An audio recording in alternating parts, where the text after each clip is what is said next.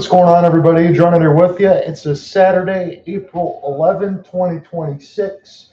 We are getting into the starting lineups on ESPN in preparation for the Wisconsin Badgers and the Denver Pioneers. Let me go ahead and give you those records as they go through the anthems. So for Wisconsin, they are 24, 12, and 2. They're 14 and 10 in the Big Ten, head coached by Mike Hastings.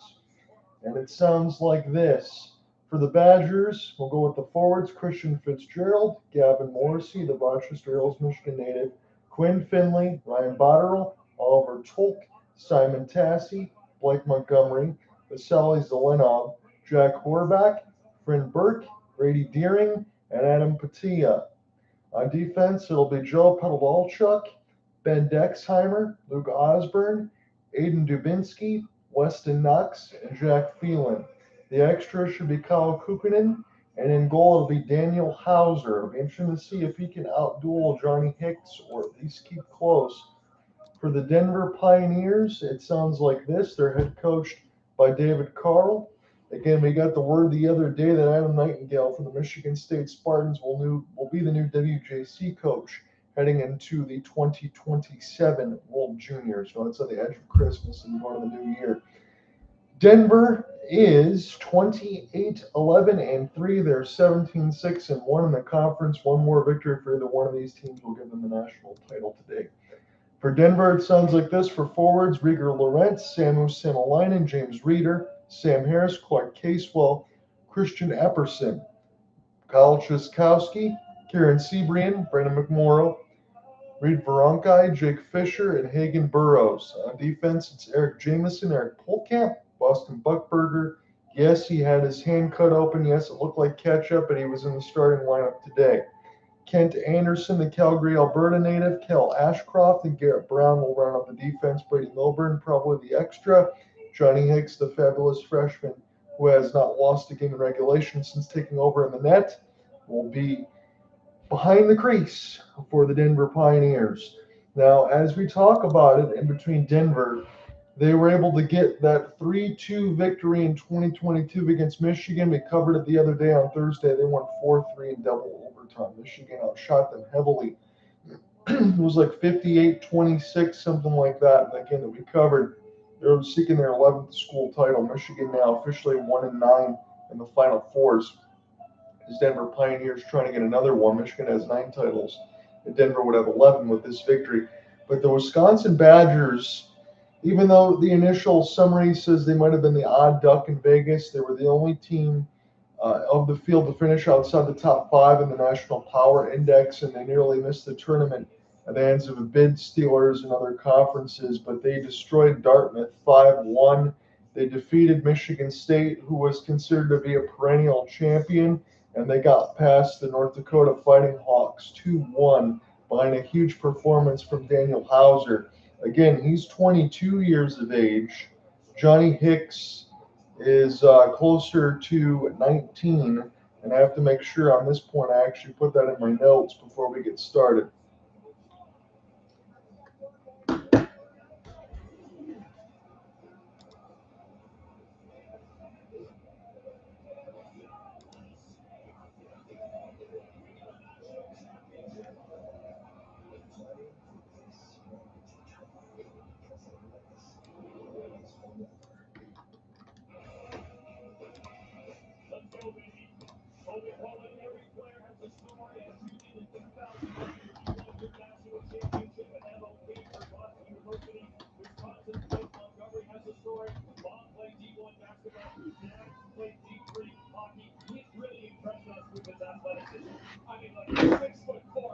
Make sure I threw that in my notes and just copy and paste over from what I already had said. Forgot to do so. So Johnny Hicks, 21 games played, 14-0-1, a 112 goals against. It's gone up a little bit since that game against Michigan, but he did not give up more than the 3 goals.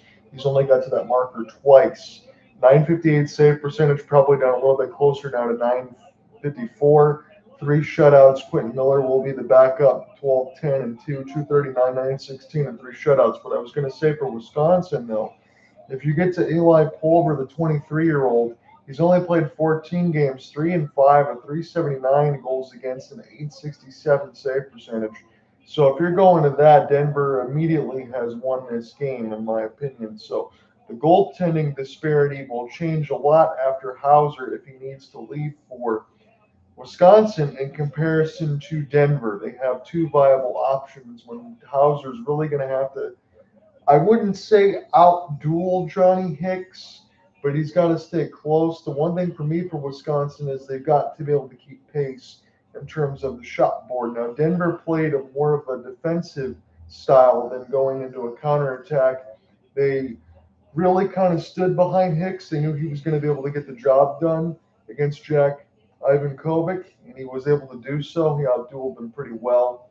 And I'm guessing that could be more what we see, but probably a little bit more of a Denver attack this time around. We'll see how dangerous Wisconsin is. They're in the final for a reason, but I have to imagine in between Denver and Michigan that we covered on Thursday, those were the two best teams left in the tournament. Wisconsin's continued to shock everybody.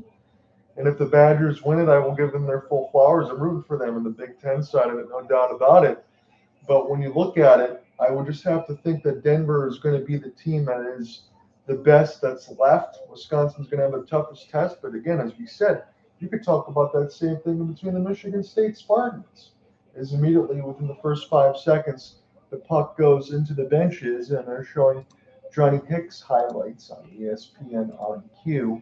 And I don't think that is anything other than what was needed, as we will go ahead to this box once it gets updated on ESPN.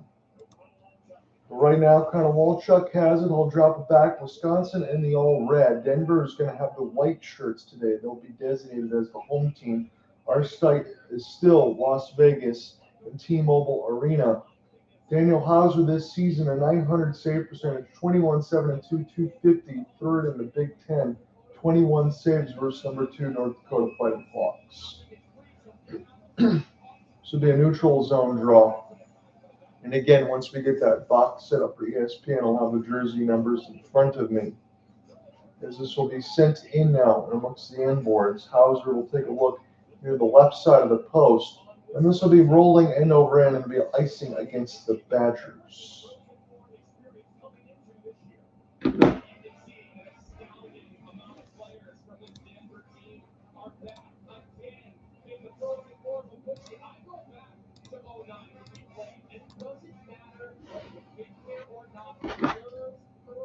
They're showing players with Frozen 4 experience. Denver's got 15. You would also probably include those freshmen there because they've already advanced, correct? We'll see how that is, but Wisconsin doesn't have any. And here's a diving play. Casewell picks it up out front. It's in the high slot now as we get the overhead cam. This one goes D to D. Shot gets deflected. Good block there by Colonel Walchuk of the Badgers. As we'll pick this one up the backhand and near the players' bench, bounces up in the air a couple of times and picked up now by the Pioneers, as this will be sent in amongst the end boards now. Here for Boston Buckberger. Now to the right side corner. Here's a long wrister, gets deflected, hand-eye out of the air. Will get picked up by Johnny Hicks. Rebound opportunity. Wisconsin looking good off of this previous faceoff win. Another chance towards Hicks, and he will be forced to hold at 18:38. Couple of shots here for the Badgers as Hicks makes the save near the left post.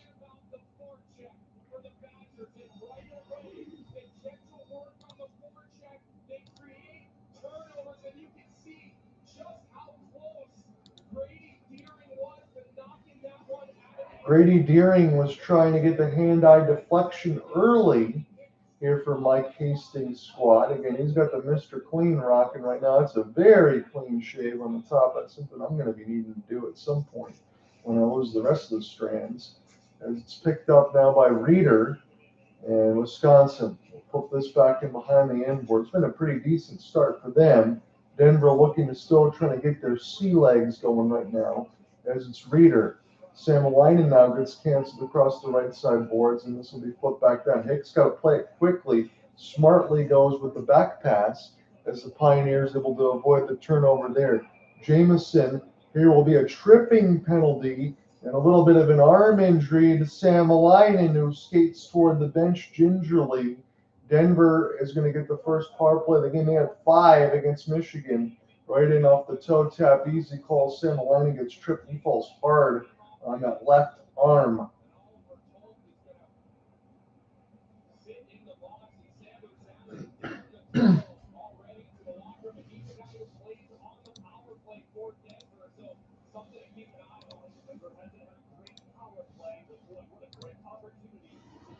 So Sam Alani, as we said, he goes right to the down the tunnel. David Carl stops it there, so he's going to go look to see if his forward's okay. And now Wisconsin have to kill the first penalty of the game. As we mentioned, Denver had 5 of those. They did not score against Michigan, but they still won in double overtime, 4-3. You would think they have to get something going against Wisconsin. This would be the 6th consecutive from the Frozen Four, and I don't think he can walk away with nothing. But as we said with Sam Alani going into the room, he's also a guy that plays in the PK and the power play. Now we're seeing him near the bench, but he's really holding on to that arm. He just took an awkward fall after the trip. Start again now for Dexheimer, as this will be offsides against the Badgers.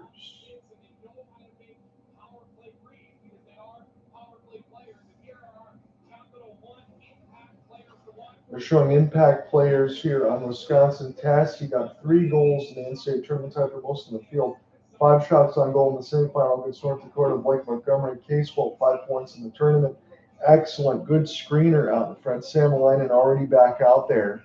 So he was just making sure they're able to flex everything on that arm. That's a good sign for the Pioneers. As Polkamp, Buckberger sends this one across. This goes back Fisher. Someone will throw this out in front. It'll be picked up now and around the horn. Reeder able to help hold this along the line, and with Buckberger picked up now. Reeder tried to send it across for Hauser, and this will be sent all the way back down for Johnny Hicks, who plays the carom as Denver looks to go left to right in those white jerseys. John on here with you for this NCAA National Championship between the Badgers and the Pioneers. Glad you can join me for this one. Here's a short-handed opportunity. Hicks with a wonderful save as it's picked up now. Hard pass in amongst the inboards. And again, once we get any updates on the ESPN box, I will give you those numbers as Denver can start again. Buckberger, he was leading the initial breakout. He'll go ahead and take a change. Denver very elongated in behind their own net of Hicks. They'll get to go now, but their power play going to get set to expire again. 0 for 6 in the last set of the Frozen Four, as this will be an across the wall now. No shots on their power play. They give up 1 shorthanded chance. As this is now out of the box, a long chance for Wisconsin. Will rim in amongst the inboards and go up and on a play.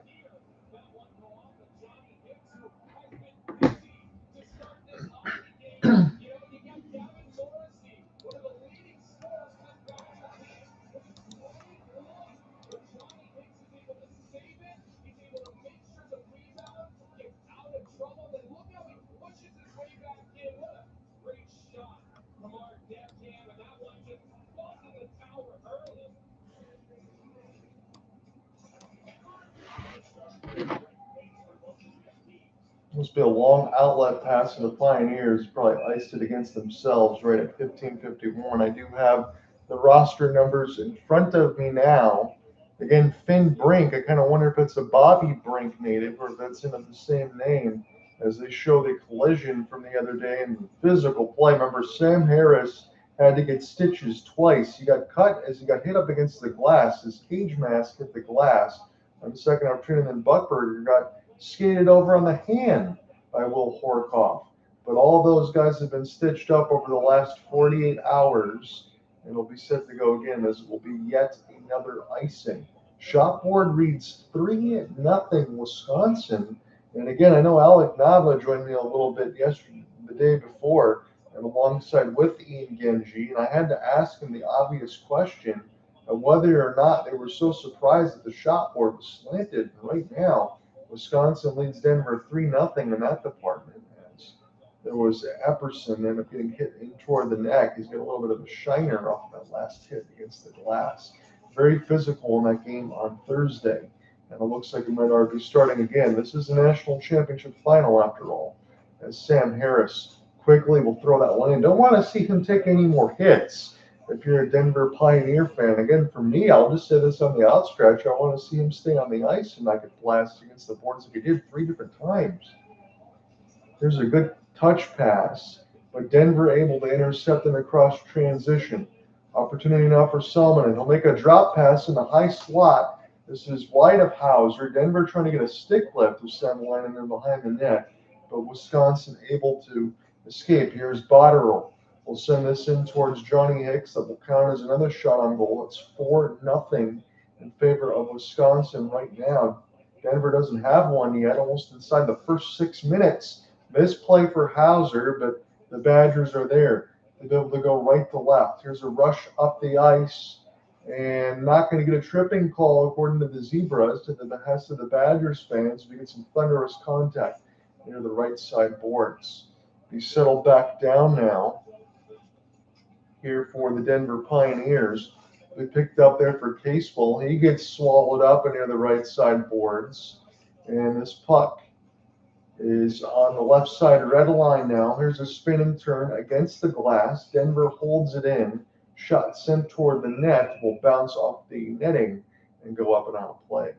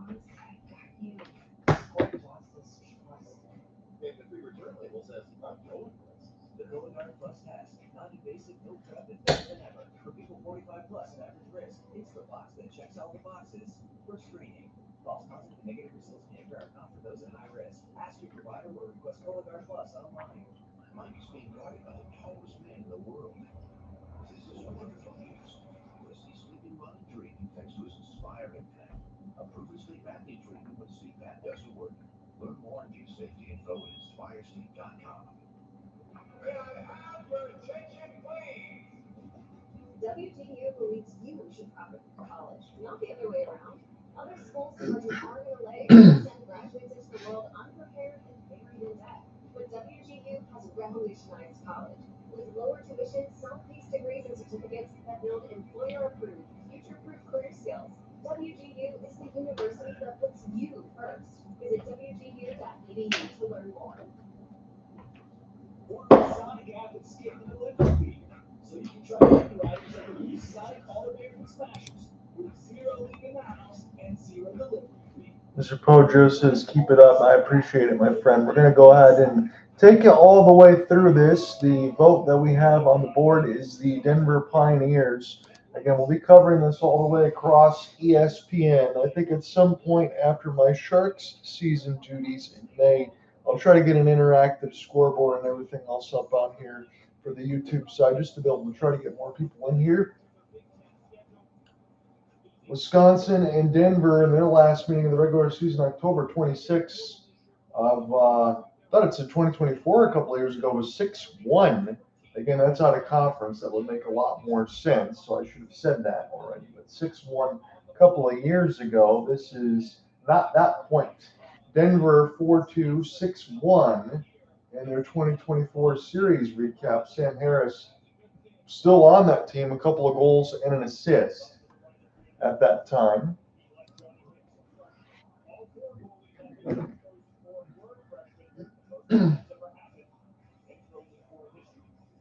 Get an interesting referee cam on ESPN.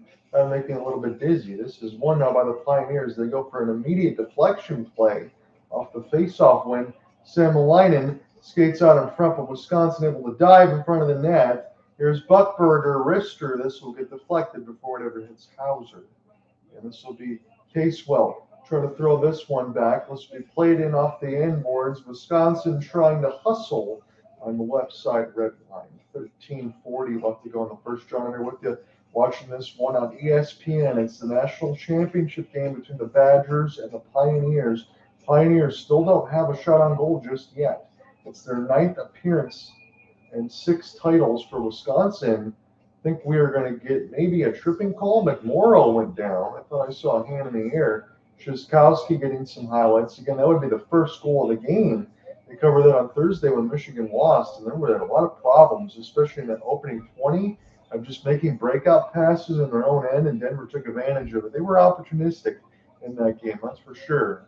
Right now, it certainly seems like that's what Wisconsin is trying to force, no tripping call, as this is underway now across the neutral zone. If they take a carry right to Hicks, will be forced to hold. And it will be another O-zone draw here for the Badgers. If I'm going to ask me honestly, within this first 7 minutes of the game, who's got the advantage right now, it certainly seems like Wisconsin. That clear counts as a fifth shot. But Denver continuing to kind of play the same way that they did to start the Frozen Four. Here's a back pass. Near the left side, down another one gets canceled up in the left pad of Hicks as Jamison. He ended up getting an assist on that final goal. As it's picked up now across the right side for Dexheimer. He can't get it out. And Ben's got some work to do behind his own net. Here's a stick lift now. Sent toward the net. It caroms back directly behind the mesh of Hauser, who's in the butterfly near the back post. We'll start again now for another turnover as this gets sent back on the net for Dexheimer. He'll quickly throw it out in front to his own forwards here for Blake Montgomery. Montgomery with the cross pass. This is rolling, and now offsides would have been Wisconsin. They'll check back up. Denver trying to push us ahead, but there's nowhere to go near the left side blue line. Close that off beautifully, did Mike Hastings' squad. Rolling down again, as this will be a soft forecheck here. Harris now trying to pry the vulcanized rubber loose as the Zebras look on, and Wisconsin will flip it into Denver's end. A couple of stick chops. It's still very loose near the left dot. Wisconsin quickly, they go for a sharp angle chance against Hicks, but it hit the glass. As this will be rimmed in behind the inboards now. It'll be picked up there for Kel Ashcroft in the moment. 11:50 left to go in the first as Denver will steal. Denver now being patient here on the left side dot. Flip ends.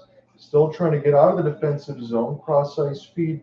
It's deflected near the left side red line. Here's a chip play.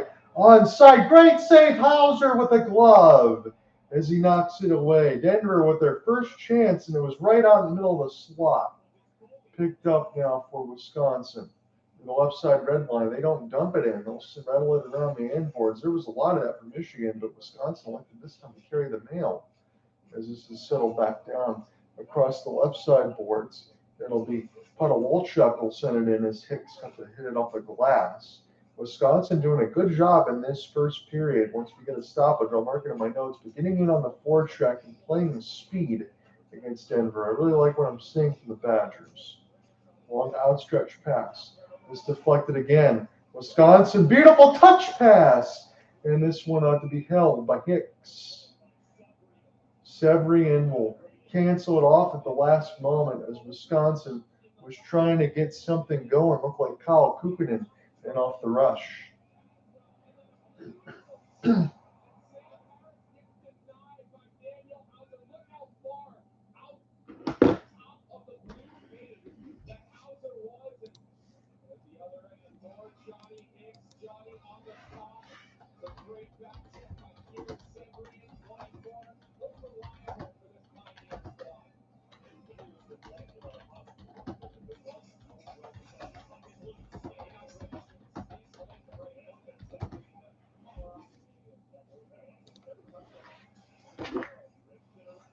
Fitzgerald will send it around the inboards. Here comes a slap shot from the point. It was friendly fire.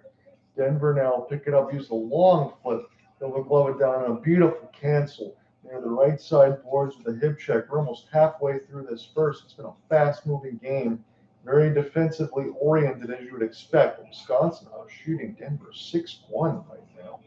As this is picked up toward the right side red line, rimming around the inboards now. Hicks will watch. Near the left post, picked up across the left side glass, goes right in the middle of the slot to Johnny Hicks' squad in Denver. Quickly try to acquiesce the other way, off a couple of stick lifts. This is Weston Knox. We'll see this get sent away from him. Here's a rush now. Picked up by Denver. It's turned over. Waiting for reinforcements near the right side dot. Here's a drop pass. Ashcroft shoots. Too much traffic out in front.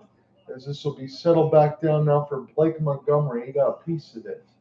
And now Wisconsin has to start on their own end. Knox with a touch pass. This goes over the leg of Montgomery. Wisconsin hammered into the boards. And this will be a boarding call.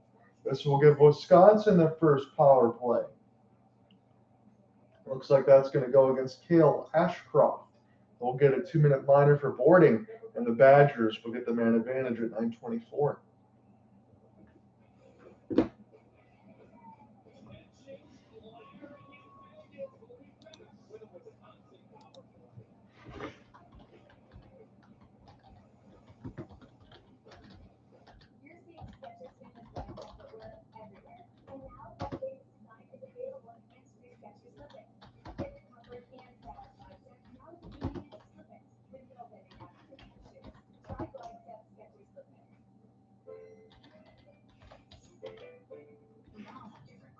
So Denver so far on the power play is 0 for 1. Wisconsin's going to get their first. Ryan Botterill got boarded by Ashcroft as we're still scoreless.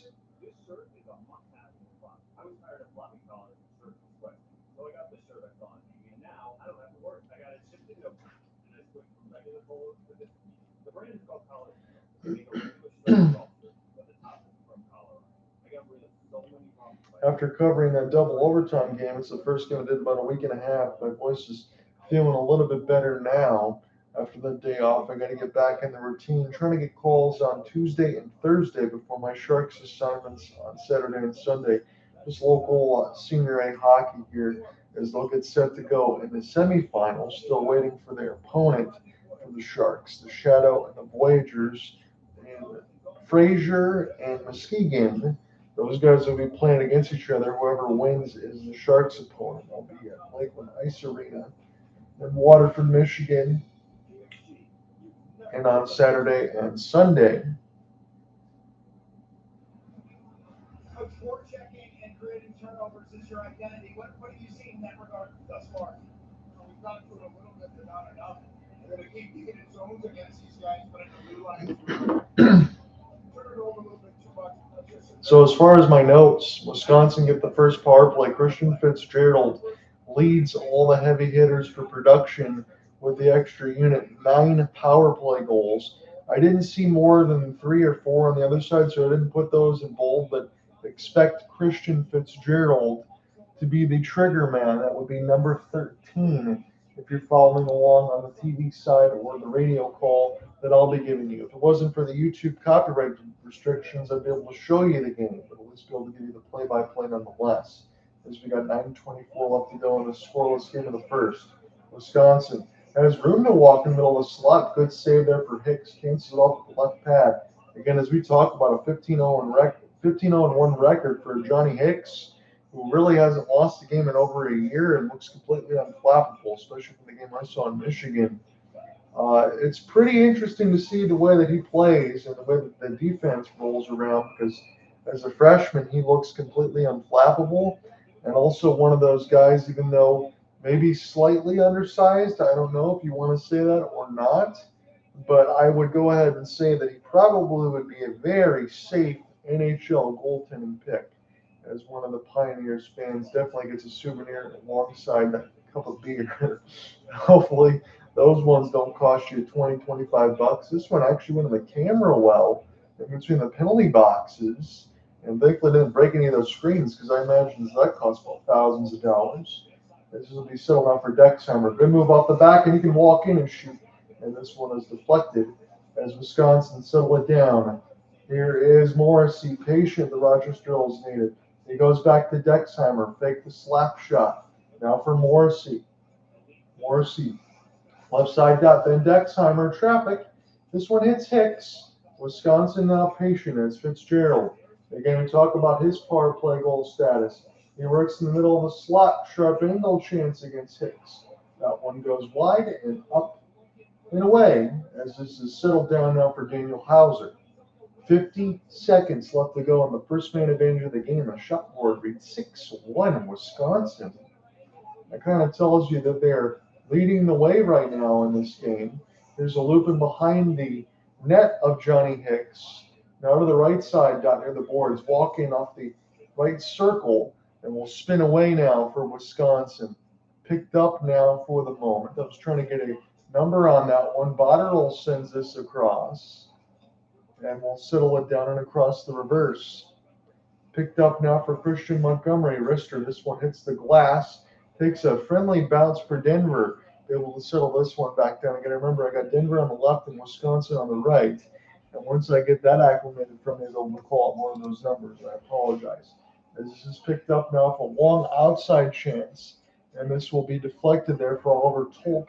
Had a couple of chances, about 3 of those, and he missed the net twice. 2 of them got blocked. Denver on the counterattack now. Slowly spin this back and behind the inboards and off the turn. This is Jamison gets hit. This is saved by Hauser with the traffic on in front. That was let go near the left side blue line. Picked up now for the Badgers, and it'll get taken away. Good defensive play. Will knock it away for Sam Harris. Try to go the other way now is Harris. Picked up now and forced a stick out of the hand of one of the Badgers. 6:45 left to go. We settle back down a couple of times. Harris trying to get a couple stick chops. He can't take his change just yet. They got too much activity near the players' benches, but David Carl's squad will get to do so now. Settle back in the hunt for Outshot. And Denver now will have to get back on defense. Picked up now with a long outstretched chance and a goal. A long shot gets hummed past Hicks, and the Wisconsin Badgers have taken the lead. As that was a beautiful look for Zelenov, I believe. He's the first to the celebration line. He's got the goal, and I think he let that one go outside of the left circle. So, but Zelenov able to look at the right time. We'll see how this got started. Just a simple breakout pass, and this shot went between the legs of Polkamp and then beat Hicks high to the top left corner. So not much to that, a simple breakout. And Zelenov able to use it as a partial screen against Polkamp and beat Hicks. So Zelenov gets the goal right at about 6:25. I'll make sure I mark that down, and we'll get back into the play-by-play.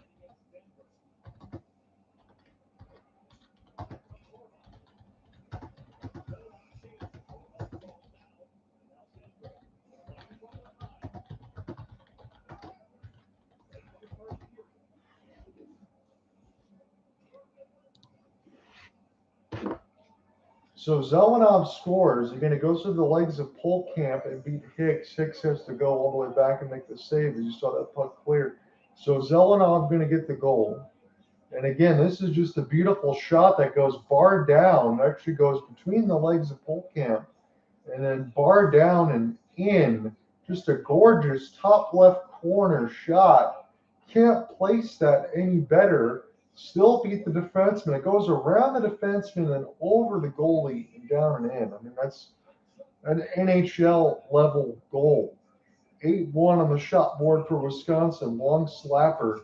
Again, you got to get more activity. Broken stick can't play that. Otherwise, it would have been a penalty against the Pioneers. But Denver's got to get more activity. They were able to survive that against Michigan. Big hit near the right side boards as Poland now will go ahead and take another hit.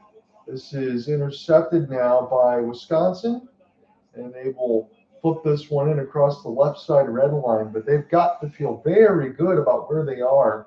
5:10 left to go in the first. They are in complete control of this first 15 minutes of the game so far.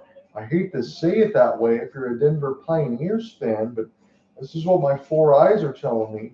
The physicality is no worse for wear between both, as players will take a tumble near the bench. Denver now trying to find a way across the left side red line. That was a little fortuitous. They will give them the space. This will be settled back down now here for the Pioneers. Picked up now Finley. Quinn Finley sent this around the inboards. Here's a back pass. A little cheeky there, but Denver able to cut it off. as this will be kept back in across the retrieval now. Wisconsin continuing to go to work with Quinn Finley as this goes near the right side boards. High slot now. Good back pass. Here's a wrister. That's ripped pretty hard as this was picked up there. Part of Outshot was the one that let it fly. Now Wisconsin again holds it in. Dexheimer, excellent work. Deflected again. Big hit toward the left side of the glass. And Dexheimer now can walk in and shoot. This deflected out in front. Wisconsin trying to pick it up in front of the traffic. And Denver now with a couple of stick chops. Here is Harrison. Oh, and again, he drops his stick. It's the 5th time in the last 2 games. Start again now. Badgers, excellent work as Jack Horvath now try to leave this one across in the backhand spin and turn, lost an edge as Horvath will get this one back up now. Morrissey now try to press, and this will be catapulted in off the glass, not far enough for icing. And this will get settled back down by the Badgers as Weston Knox will push this one ahead. Lawrence will watch this one bounce off his blade. Long outstretched pass, not going to work. A lot of chipping and chasing right now for the Denver Pioneers. They're not finding space to be able to get in the zone. Wisconsin closing out all the angles alongside Mike Hastings' squad, and a giant rebound. Last second leverage there for the Denver Pioneers to help knock it away from Hicks. Jamison got all turned around, but he still got enough of the tie-up. He would have the eyes in the back of his head to get a stick on him. But 8-2 on the shot board, ladies and gentlemen. Denver again being blitzed. Block shots are 9-2 for the Pioneers. So they're doing a good job trying to keep things in front of Hicks clean, but they got to get more activity on the offensive end. This will be settled back down now by Denver. Rolling puck, easily read. And Wisconsin have to escape in their own end. We'll get a chance to do now for Aiden Dubinsky. Push this one ahead. Picked up now. And off a skate in between the blades. Picked up for Hicks a couple of bounces. Denver able to clean it up now. Push this the other way. They settle down for James Reeder. And near the players' bench, Reeder now finishes his check as this goes back now for Buckberger in the defense. 2:30 left to go in this first. It's been all Wisconsin. It's only a 1-goal lead, courtesy of Zelenov. But again, this could be a lot worse. Wisconsin again trying to hound for the puck in the middle of the slot. It's a 3-on-3 developing. Into the left side. Here is a blocked wrister. Picked up now. Reeder gets hit hard. Falls down. This is Casewell, who also got a piece of that hit.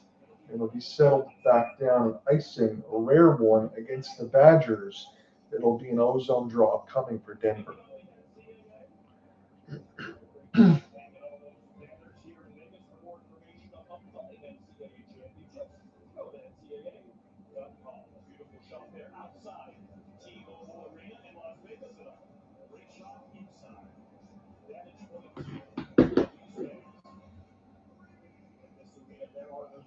There's Wisconsin, haven't won since 2006. Champions Tour member watching back in Denver had won in 2022, 2024. I know we called some of those on Hopeless Sports Guy, but it's been 2006 last time the Wisconsin Badgers won. It'd be really cool for them to see that win the Big Ten. No disrespect to Denver, because again, they are the hockey hotbed. They're looking for their 11th title. But for Wisconsin to be able to win this, considering the way that they're playing, they look very strong. When you get that comeback against Michigan State, that opens up my eyes. And Michigan State, for Trey Augustine, you have to think they kind of blew it a little bit. You turn around a Nightingale squad. But they succumbed to Denver in their Wisconsin comeback, and that's how it continued. Is Quinn Finley now will get this one knocked away from him. Picked up now. Fitzgerald will make this pass ahead for Morrissey, and the Rochester Hills, Michigan native will dump it in. It's loose out in front for a moment, and now Denver gets an opportunity to settle this down. And across the left side red line, players will come together in that same spot. Wisconsin got to do some defensive housekeeping. As Fitzgerald will make this calm pass. I like that he's keeping his head up in every end. He's running the forechecks when he's needed to, and he's not trying to do too much. As we picked up now for Osburn. He will make a pass across. Good save, Hicks. Rebound opportunity. It's another one as this goes in toward the crease. And settle back down now. Badgers playing very well in this first set of 20. If they could have played this way against Michigan, if that was their opponent, I'd have been very interested to watch. But they look to be in complete control. Polkinen will get this sticked away, but here come the Badgers again. And off the rush, 20 seconds left to go in this first. It's been all Wisconsin, but it's still only 1-0. And that's the thing you got to think about on the back end. Garrett Brown will loop this around the end boards. Here's Ben Dexheimer. Time for one more rush if they go quickly, but that is not going to come to fruition. After one, it's Zelenov with the goal for the Badgers. That is domination of a first 20 if I've ever seen. And it's against the Pioneers. Very impressed with what I've seen with the first set of 20. As we got some Michigan fans over there that have to be impressed with what they're seeing too. Probably rooting for their Big Ten family. Come back and call more. Badgers up by 1.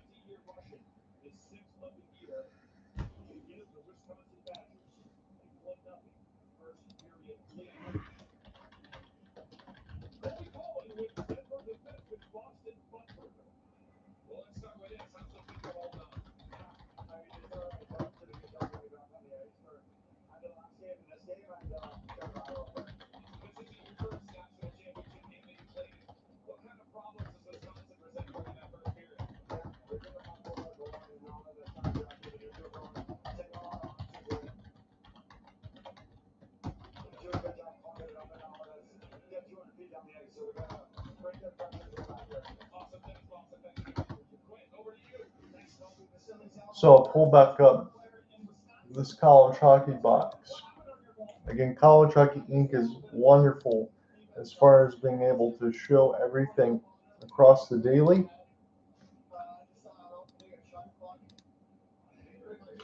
Shots on goal are listed at 10-2. According to that, again, for ESPN, we'll just see if there have any differentiations. I'll refresh both of those. Now for college hockey, anything on ESPN, anytime there's an update, you need to refresh your browser. It doesn't do so automatically. Yeah, it's 2 saves for Hauser and 9 of 10 for Johnny Hicks. And again, we're talking about maybe Hauser needing to outduel Hicks. That is the narrative that I opened in the pregame. We're going to completely throw that away at this point right now. Now it's in this next set of 20 as we get set for the second period after the intermission. Denver's got to find some offense here. This is going to get silly season in this game. I know it's a national championship, but you can't continue to defend this much, I don't think.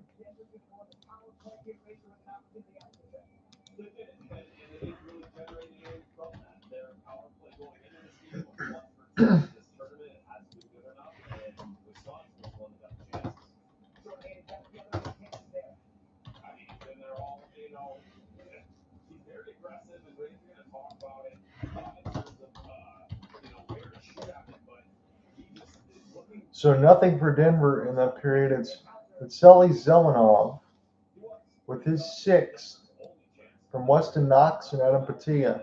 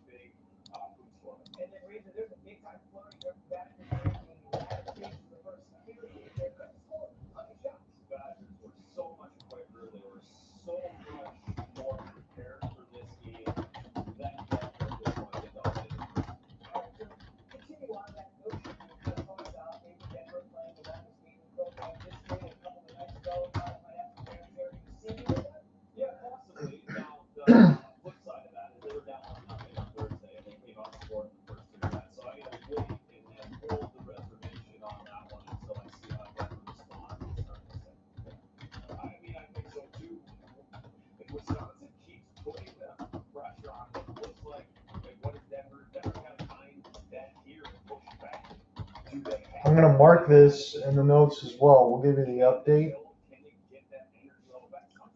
on the YouTube section.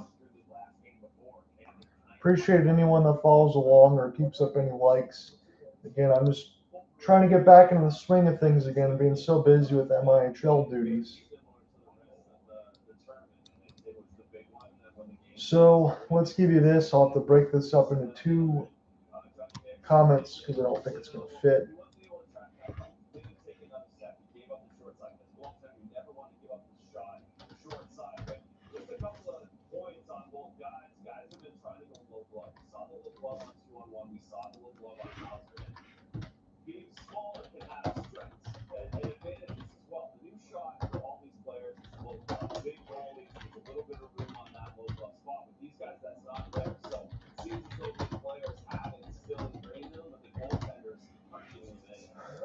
And then here is your goal reset. And Sally Zelenoff from Weston Knox and Patia.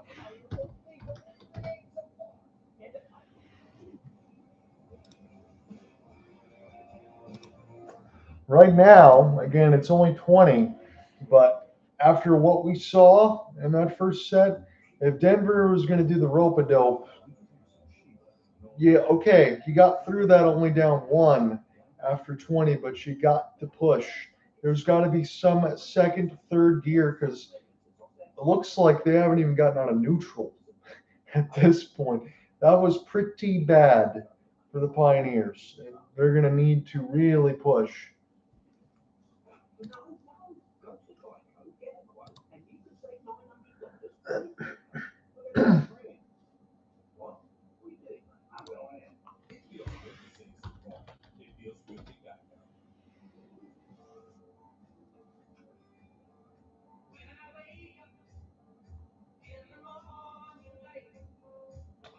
So at least over my last check, our league had 2,300 followers. They gained 34 in the span of, 2 weeks?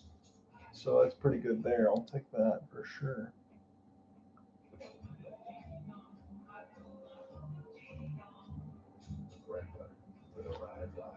Alpena and St. Ignace are underway, and I do think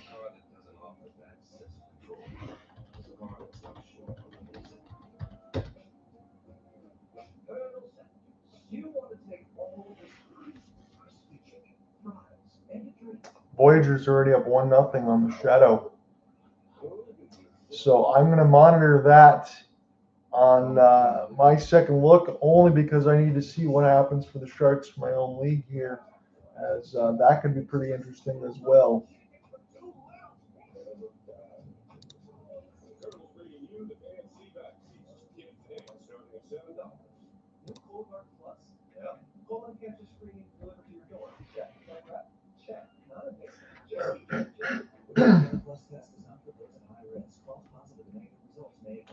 I'll be right back, ladies and gentlemen. Again, it is a 1-0 lead. Vasily Zelenoff from Weston Knox and Anapatia, Wisconsin, outshot Denver 10-2 in that first. Denver was 0 for 1 on the power play. Wisconsin 0 for 1 as well. They said that double OT game the other night against Michigan was the longest of the career for Denver. And we'll see. It can certainly seem like it played a role. Explain to the people out there the NHL's connection to college hockey, how you help financially, how you support college hockey, why it matters to grow college hockey in terms of the NHL. Junior hockey, college hockey, and then our international participants. So college hockey is a key component of that. And I think we've been able to grow and improve our relationship in college hockey. Certainly since my time in the league, and I think it's at an all-time high level. And what's your opinion of this festival? The Frozen Four itself? It's unbelievable.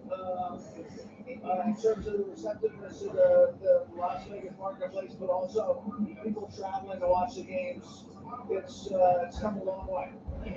How would you characterize this year in the NHL? We have a week to go. The playoffs are coming. Give us a forecast of what you what you've seen. So it's been a fantastic year. As you allude to, we have an unbelievable, unprecedented number of players still, teams still competing for playoff berths with 5 days left in the regular season, which is crazy. But it's great. It just speaks to how good our sport is right now, and how good it'll be, as we go through the playoffs. We can't wait for it to start. We love our relationship with you at ESPN, and thanks for being one of the best this spring. Thanks, Bucci. Bill Bailey, Deputy Commissioner and Dartmouth hockey fan. Back to you.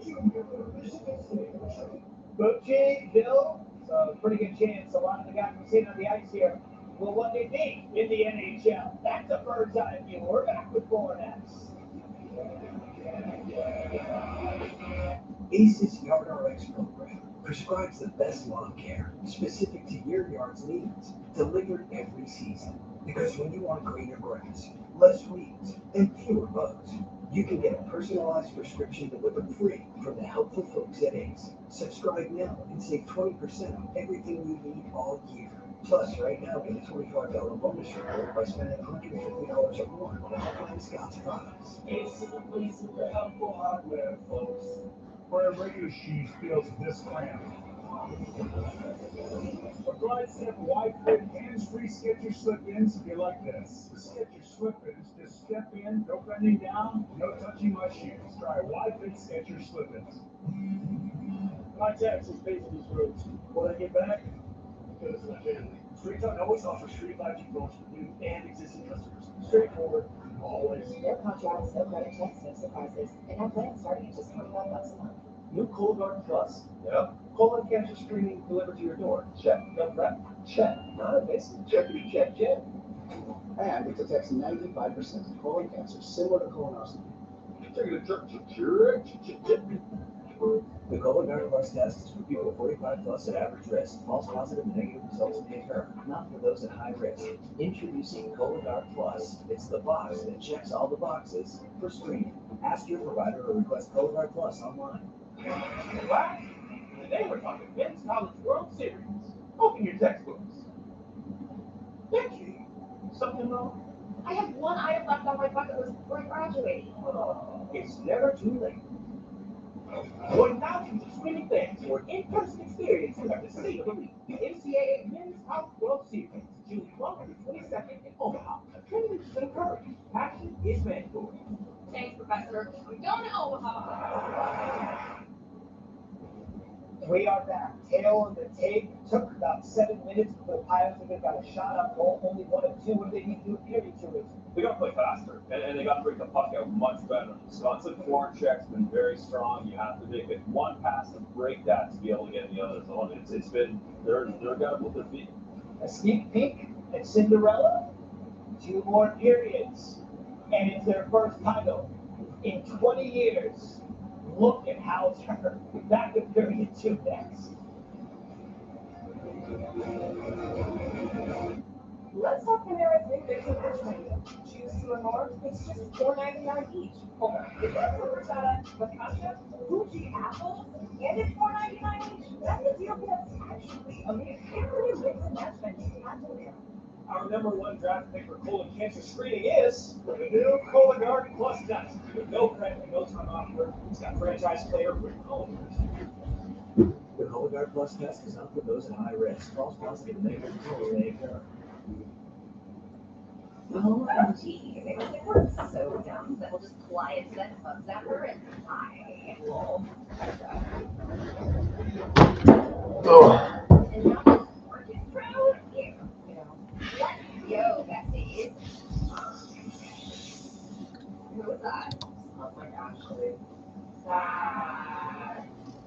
Alright, girl. Or can Bessie has For over 100 years, the NCAA has supported student athletes in the league and college. And now, the NCAA and its schools provide healthcare coverage, mental health services, scholarship guarantees, and more. The scholarships are growing. The NCAA is a launching point. With a leg up. And spots to win. See all the ways the NCAA puts student athletes first. You sure you can drive this kid? Please. Need boarding pass? Yeah.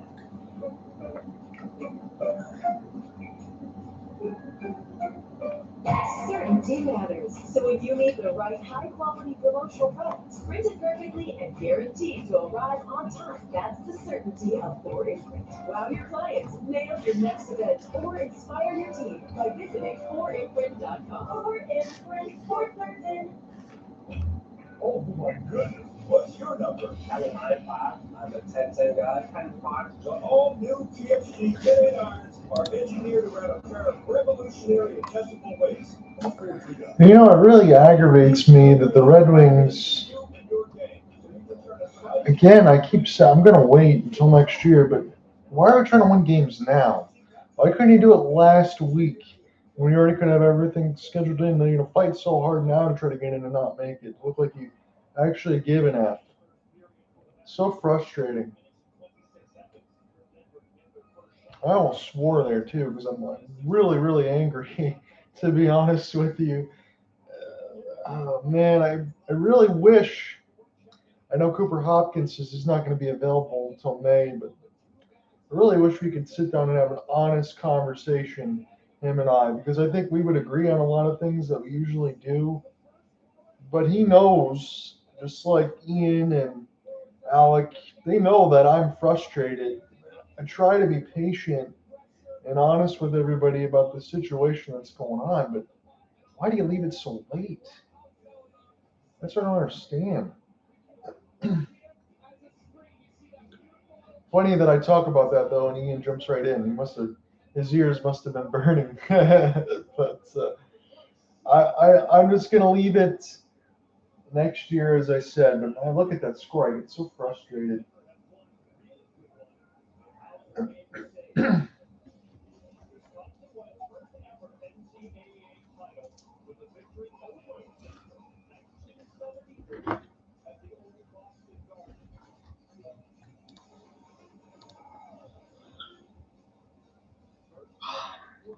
Actually, it would just be a coincidence, my friend. I know it is, but it's funny the way that works. Let's go for the second period. It was all Wisconsin after one, but it is only 1-0. Shot board was 10-2. As this will be picked up now by the Badgers. They played so well. They forced Johnny Hicks into a lot of chances, and toward the last about 40 seconds, and now Denver, Trzaskowski with a long shot. Hauser will find that into the glove hand. It's just the third shot for Denver as the first about 25 seconds have expired. Again, they're showing some of the intermission camera shots away from that. Maybe just getting some tactical adjustments there and alongside for what they want to change. That looks like Mike Hastings more than anything else, but don't think there's much that they need to do at this point right now. But again, you always have that coaching at any single point. We're at T-Mobile Arena in Las Vegas, Nevada. Ian Genji has gracefully joined me here. It's the second period, really just getting underway. And the national championship game, the winner takes it all. And that's where we are right now. The Wisconsin Badgers, as we talked about, they had that comeback victory over the Michigan State Spartans. Denver looks a little lethargic after that double OT spectacle against the Michigan Wolverines. Here is another turnover. The long shot does not hit Hicks. That was a little friendly fire against the Wisconsin Badgers as it's picked up now. But Sally Zelenov, the only goal of the game now, as that was some heavy contact back into behind the bench. We'll see if Botterill pops up after that one as it's picked up back in behind the end boards.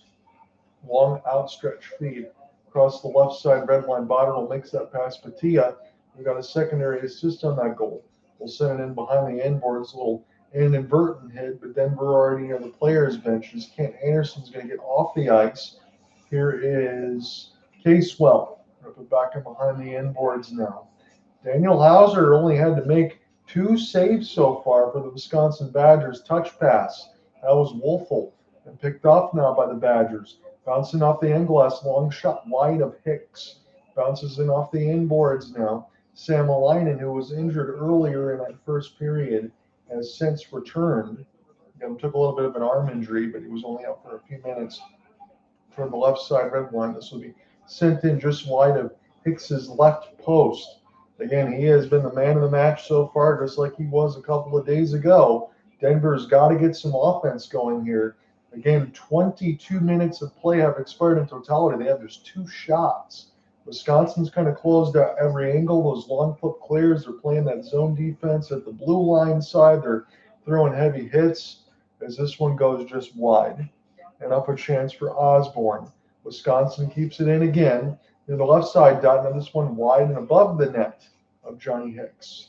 This is an attempted clear by the Pioneers. It's another turnover and a battle across for Samalainen, who still tries to get it out, can't do so. As this is sent in deep again. Crowd is getting very loud for Wisconsin here. Turnaround chance in the middle of the circles. Denver intercepts and will just gracefully kiss us off the glass.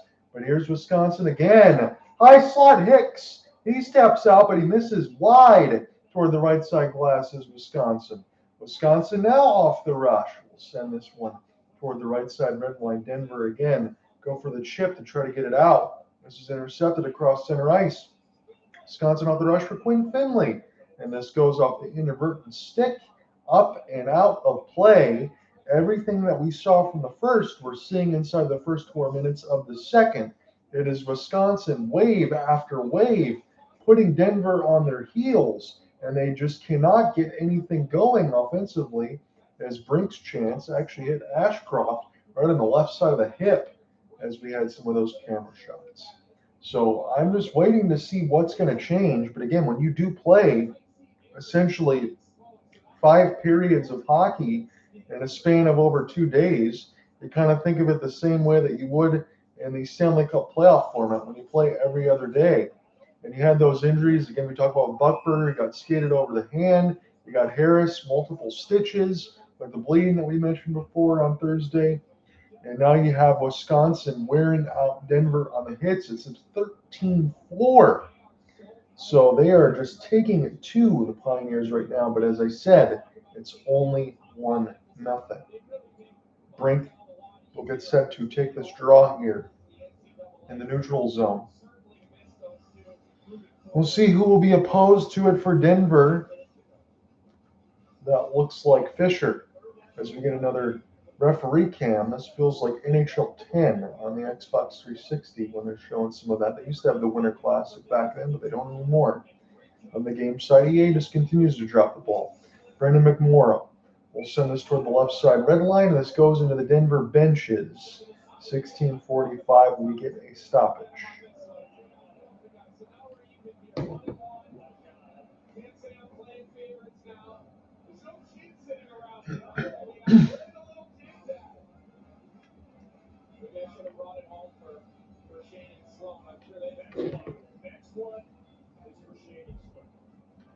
Be a neutral zone draw upcoming. One of the Wisconsin forwards gets waved out of the circle. It's now Finn Brink. Can't win it. And this will be cleared in by David Carl's squad. 16:35 left to go in the second, watching the national championship game on ESPN.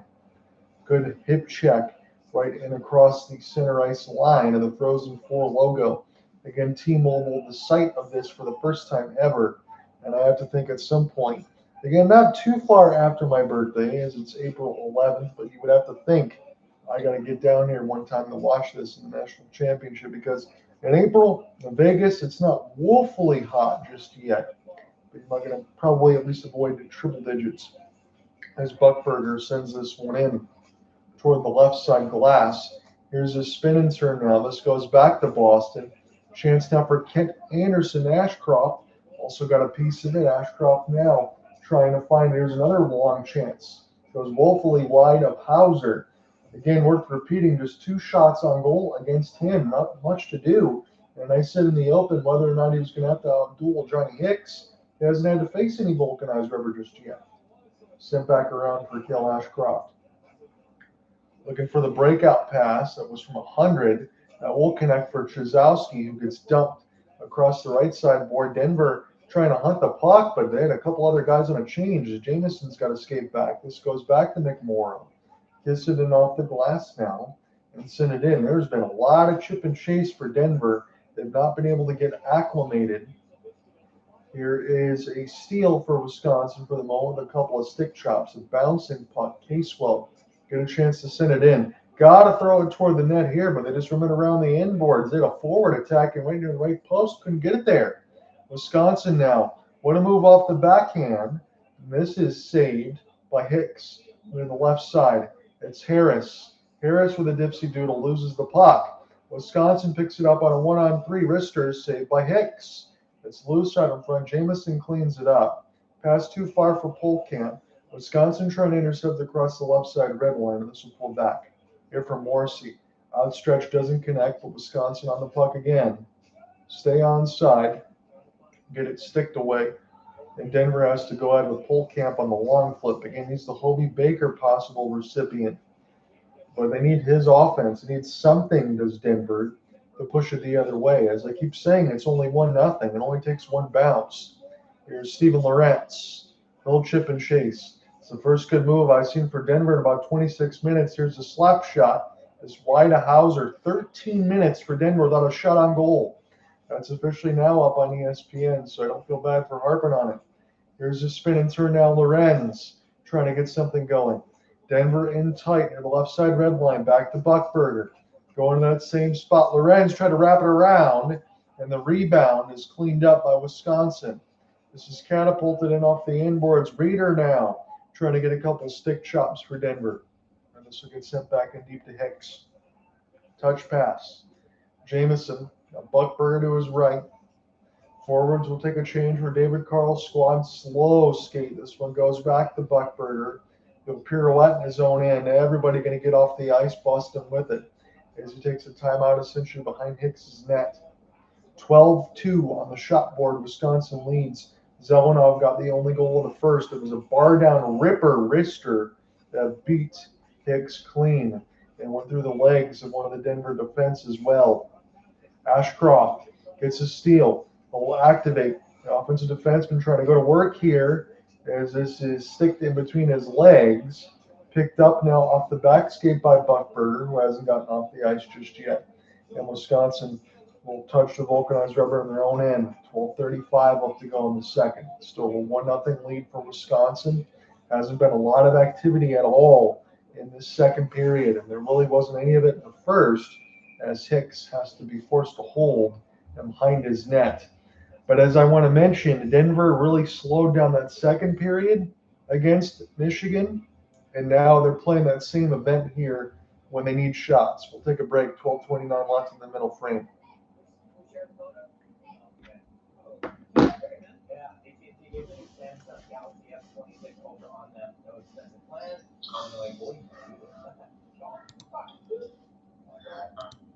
So I see that the Tigers have been able to string together a couple of victories. Yeah, they were able to play pretty well against the Marlins today, and Riley Green hit his first home run. That would make me feel a little better because the Marlins have been playing pretty well this year. I know they really haven't played anybody yet, but at least the Tigers will be, I believe, now 4-1 at Comerica Park. They're 2-8 on the road, so really just got to get back to some home cooking and start stringing some wins together. Yeah, I agree. My Royals, after losing 2-0 to the White Sox 2 nights ago, they've strung together consecutive victories, scoring 3 runs combined in those victories. All close. Take them, Ian. Yep. Yeah. That's all you can do. I see 2-0, just 4 hits, but it was enough to beat the White Sox. I'm going to look at this box score here. Michael Wacha went 8 innings. He only gave up 4 hits and struck out 7. His ERA is 0.43. That is incredible to start the year. Humor me, John. Look at when the only run of the game was scored. Oh my God! It was in the first inning and then the 8th inning to close. And then let's look at the one the other night. Quite literally, First pitch. First pitch home run. After that, nothing. Unbelievable. Well, right now in the AL Central, if you're around 500, you are okay as far as being able to be early in the year, as you'd expect. Nobody really separates that early in the year yet. But the Twins have won again. They won 7-4 against the Blue Jays. And right now the Guardians have the slight edge in the division, although they'll be playing the Braves. You would think the Braves will win this one tonight. Yeah.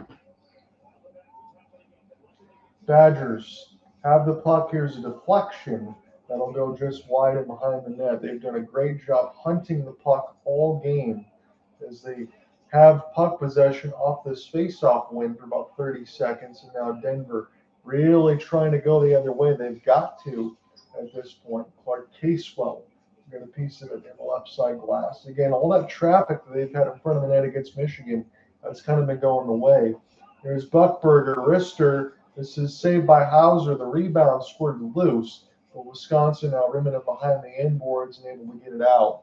When I do finish off this period, I'll give a little bit of an update as far as the NHL scoreboard, maybe locally for me, because the Sharks' next opponent is playing in the quarterfinal. I'm waiting for the semifinals to start when I'll be on site at Lakeland Arena on Saturday and Sunday. So I'll have to keep monitor of that. But I told everybody alongside the MIHL today, I got NCAA duties, so they were fine with that. So I'm not going to get myself in trouble. This is picked up now in the left side red line icing here against the Badgers.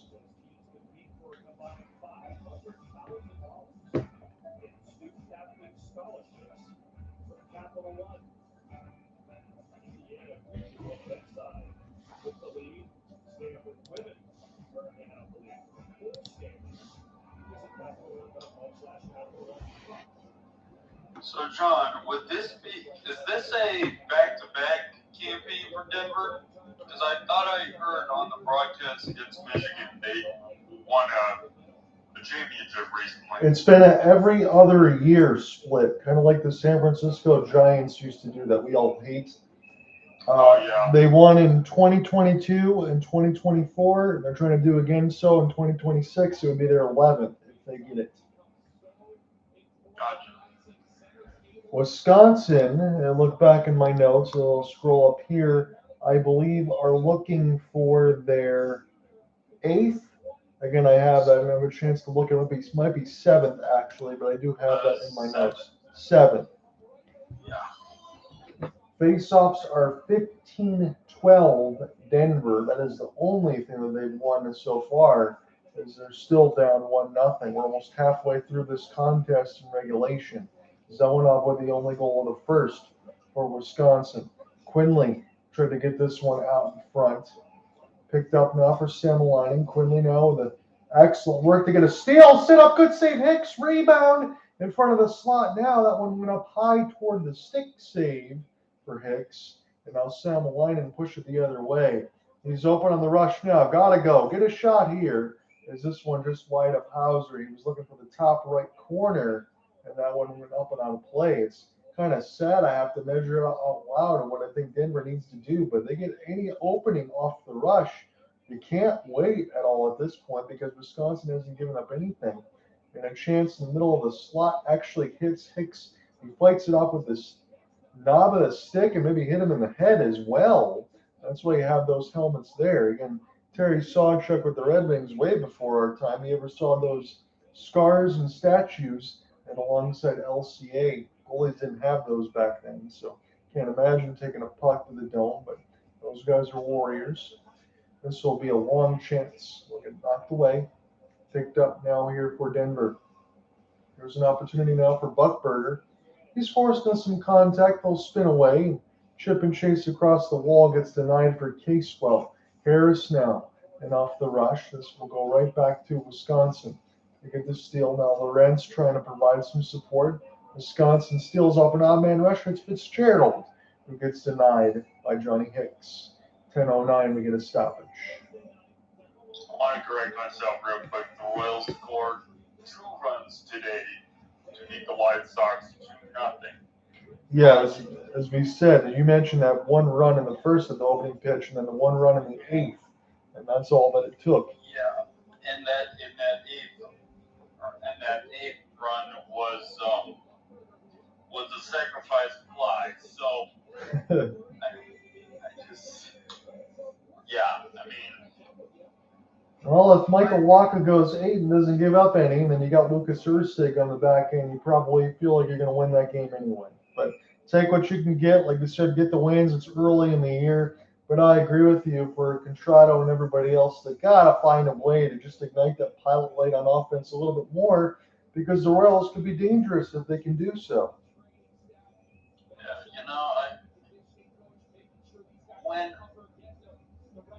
when they went to the World Series back-to-back years, yes, pitching and the bullpen especially was dynamite, unstoppable. The bullpen starting pitching was Picked up now. Sibrian had a piece of it toward the right side glass. This is recollected now for Wisconsin. Power move at the net. It's sent there. Hicks watches this one bounce up in the air. Denver now. And we'll spin and turn away from the contact. That was good defense there for Jamison to clean it up as this gets run back around to Johnny Hicks. You got to be quick about it now. 9:25 left to go in the second. As this will be Sibrian. He'll get knocked down. Again, just one power play in the first for both of these teams.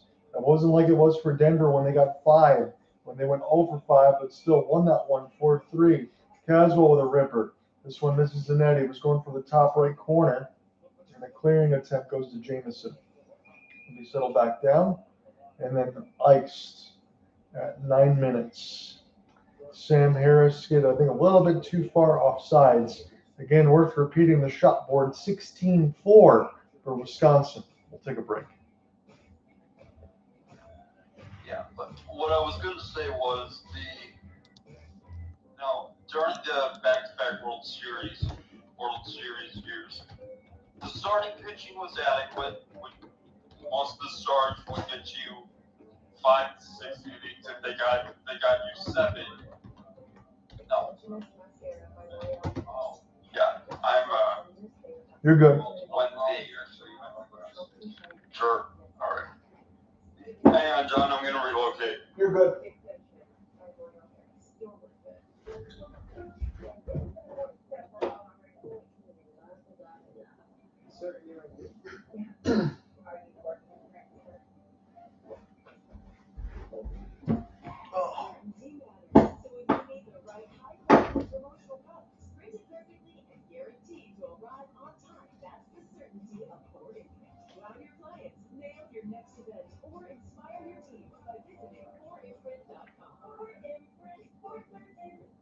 When you play PhD, everything clicks.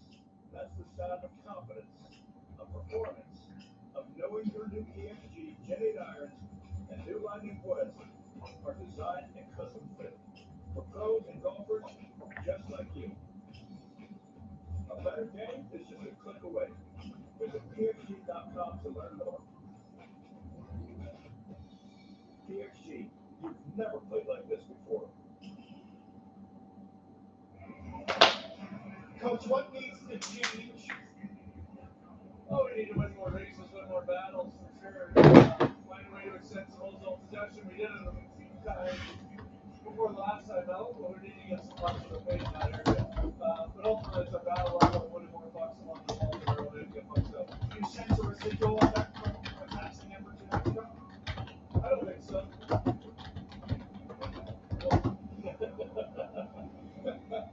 36-year-old David Carl, born and raised in Anchorage, Alaska. Got the job when he was 28 years old. Again, it's hard to believe. I get this correction here. I didn't mention it, but for David Carl, he got the job when he was 28. He's only 36. He's been there for a long time already. And again, he was asked the question of whether or not there was any residual effects from that double OT game. He said he didn't think so. What they want him to do is win more puck battles, but it's 16-4 on the shot board, ladies and gentlemen. I mean, I don't know what else to say other than that. It's only 1-0, as I keep repeating, but I'm just not seeing any activity in the offensive end. This is a national championship game, and this is Denver. So that's why I'm really surprised. Johnny Hicks has done everything he could possibly do. It'd be the first game that he's lost in regulation since taking the net. We got 8:40 left to go in the second before I can even get to that narrative. But you got to get going the other way, and I'm not sure how they can do it because every time they try to clear in, Wisconsin's there to steal, and they're just kind of controlling the game all the way across the board. Here's a ripper. This one does not hit Hicks. The one thing Denver has done is win some faceoffs and block some shots. But offensively, there has been nothing. I can't even say anything above that. This will be sent in. Wisconsin has iced it. So now you got to win a draw and then get a quick shot. 8:12 left to go in the second.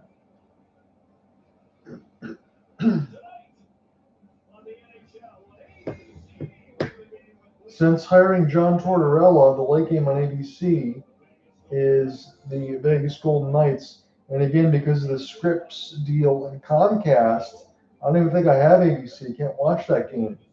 And that's local television because it's a cable part of it. I don't think I can get access to it because I don't have rabbit ears or anything else, so I can't even watch it, which is sad. I will definitely miss seeing John Tortorella sit next to you on the set, but he was such a great analyst and such a great personality. The way you kind of rev him up and get him going. Interesting that this is the only current NHL team that a Wisconsin Badger has ever been put. 8:12 left to go. It's an ozone draw win, but this will get picked back up by Denver and catapulted in. Somebody's got an Alberta Flames jersey in the mix of it as well. You do have a Calgary, Alberta native, and Kent Johnson is to be picked up now across the right side boards. Or Kent Anderson, I should say, the defenseman, not the forward for Michigan, as this one goes just wide. Recollected now. Polkamp gets hit pretty good. And Wisconsin will intercept now toward the left side red line. And then Denver goes off sides at 7:36. I'm not going to try to bang the drum too much about what we're seeing here. But you got Dexheimer with a shot up high. He's getting a lot of this camera shots here. Zelenov with opportunities out in front. Denver's done a really good job of blocking shots and sacrificing here off this last TV package. Now we got 17-8. I can definitely mark that in the notes, as this is picked up by Tulk and off the tie-up. Wisconsin has it. Tulk is open near the right side. The pass gets there, but Wisconsin off sides, and Denver will go ahead and clip it in. 7:20 left to go in the middle frame as we get some more thunderous contact. Denver takes a long shot, saved by Hauser, and this will be sent back down the ice. Denver will chase. Wisconsin was forced to ice his Ashcroft will touch at 7:10.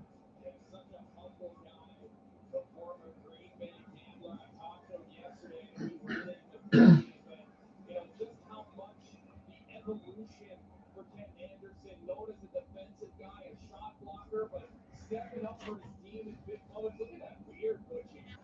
He's not getting guarded if he's going out. Like you did last night at dinner. My God, I thought you were like a victory lap around the restaurant. Nobody else did. I did. Look back him on the inboards. Another face-off win for Wisconsin. Got to play some work in their own end off at these on draw win. This is Denver. Steals. Slap shot goes high. Hauser. And settle down now, right in the middle of the circles, but the pass doesn't hit the tip of the blade as Buckberger will spin at his own end.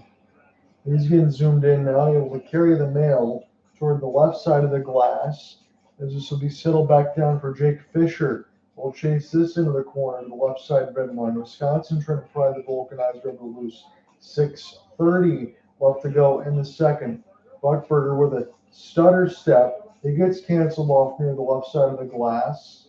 This is a drop pass. Somebody gets absolutely upended. That is Harris. He got hit hard again. That's the sixth time in the last two nights. As this is off the rush now, Wisconsin had this one go up in the netting. Petit let it go, but it got deflected. And Fisher now, he will work his way into the tunnel. So Buckberger will chase. And the puck clearing attempt by Denver to make sure I get a number on that of Hagen Burrows. It's Fisher right in the mask. So friendly fire of a teammate. Harris going to go to the room. Or Fisher going to go to the room. I apologize. I jumped all over myself. Casewell gets set to take this draw. They'll win it straight back. Ashcroft will get it to his defensive partner. 6 minutes left to go in the second. This is rimmed hard and off the end boards. Denver content to dump it in, finish off their hit. Again, just one boarding call against Denver, and Wisconsin didn't score on the power play, and neither did Denver in their first. They didn't get a single shot. There's a long outstretch feed, and Wisconsin will get it across the left side red line. Pick up now. Morrissey has it.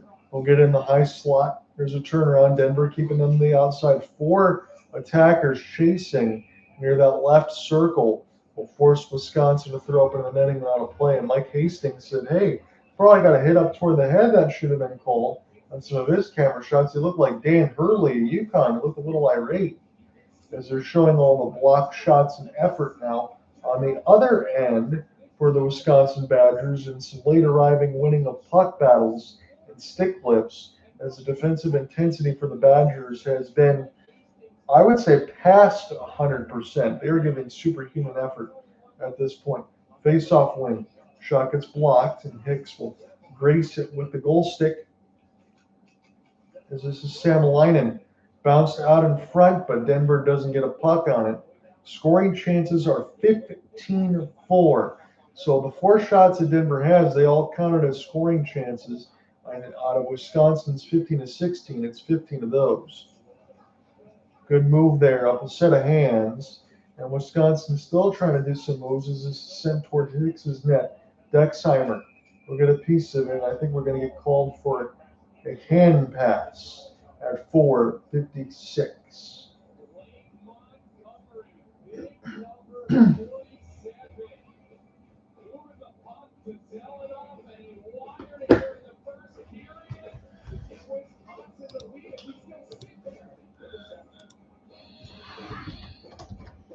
Now, I would say this doesn't play up to Denver's advantage, but considering the fact that Michigan put up 50-plus shots, Yeah.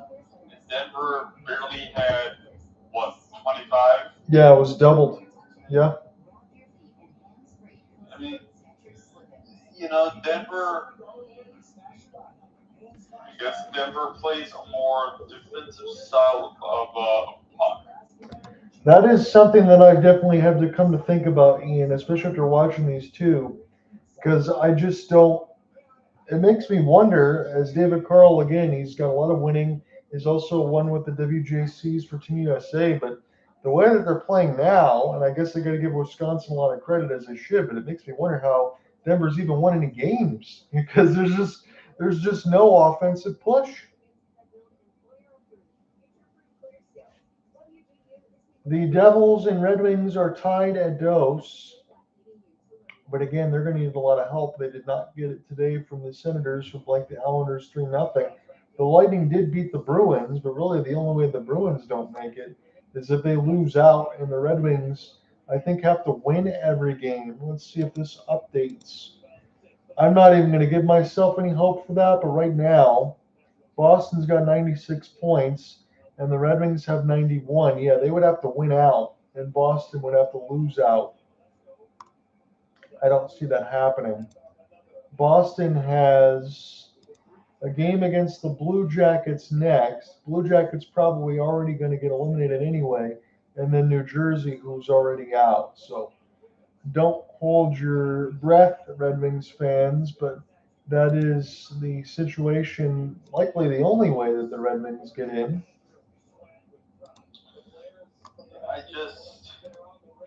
The thing is, I mean, the Red Wings now need to have so much go their way, and they got a win against New Jersey today. It's 2-2 tie, as I said. Then they got Tampa and Florida to end the year. Yeah.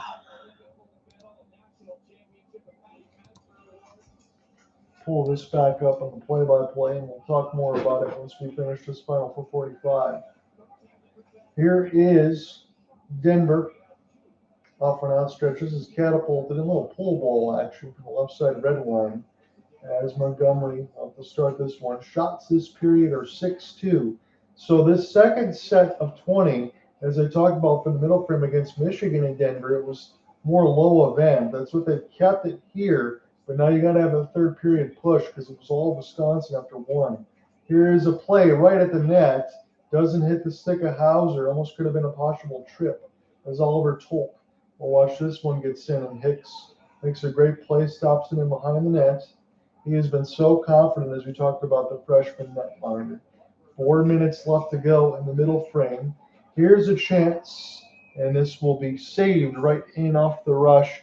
Good work there for Grady Deering as we finally get a crowd drawing up between the two. I imagine you don't want to wake up any sleeping dogs, if there is that word that I could use here for Denver, because I have to imagine that's the way that they're playing right now. Is Hicks makes the save.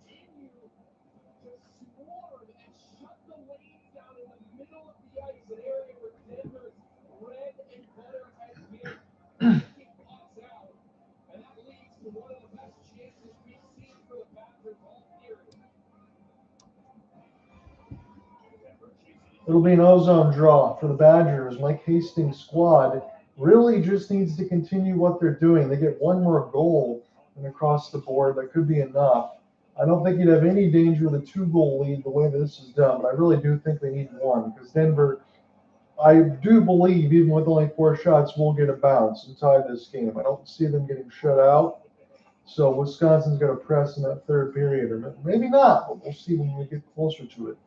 3:35 left to go in the second. I'm here with you alongside Ian Genji, watching this national championship on ESPN. The site is T-Mobile Arena in Las Vegas, Nevada. Cross pass for Finley. That one goes a little bit wide as it's picked up across the inboards. Christian Fitzgerald will sit in behind the inboards. And Anderson off the rush, looking for Sam Harris. There's a bounce. And Denver will pirouette in their own end, get started again. Cyprian tried to get that secondary feed, but he had to reach for it. The only thing he could do was send it in. And Denver has to find something offensively. Slap shot hits the glass. Jamison on his back skate. He started now for Wisconsin. Fitzgerald on his backhand. And this will go right in the trapper of Johnny Hicks.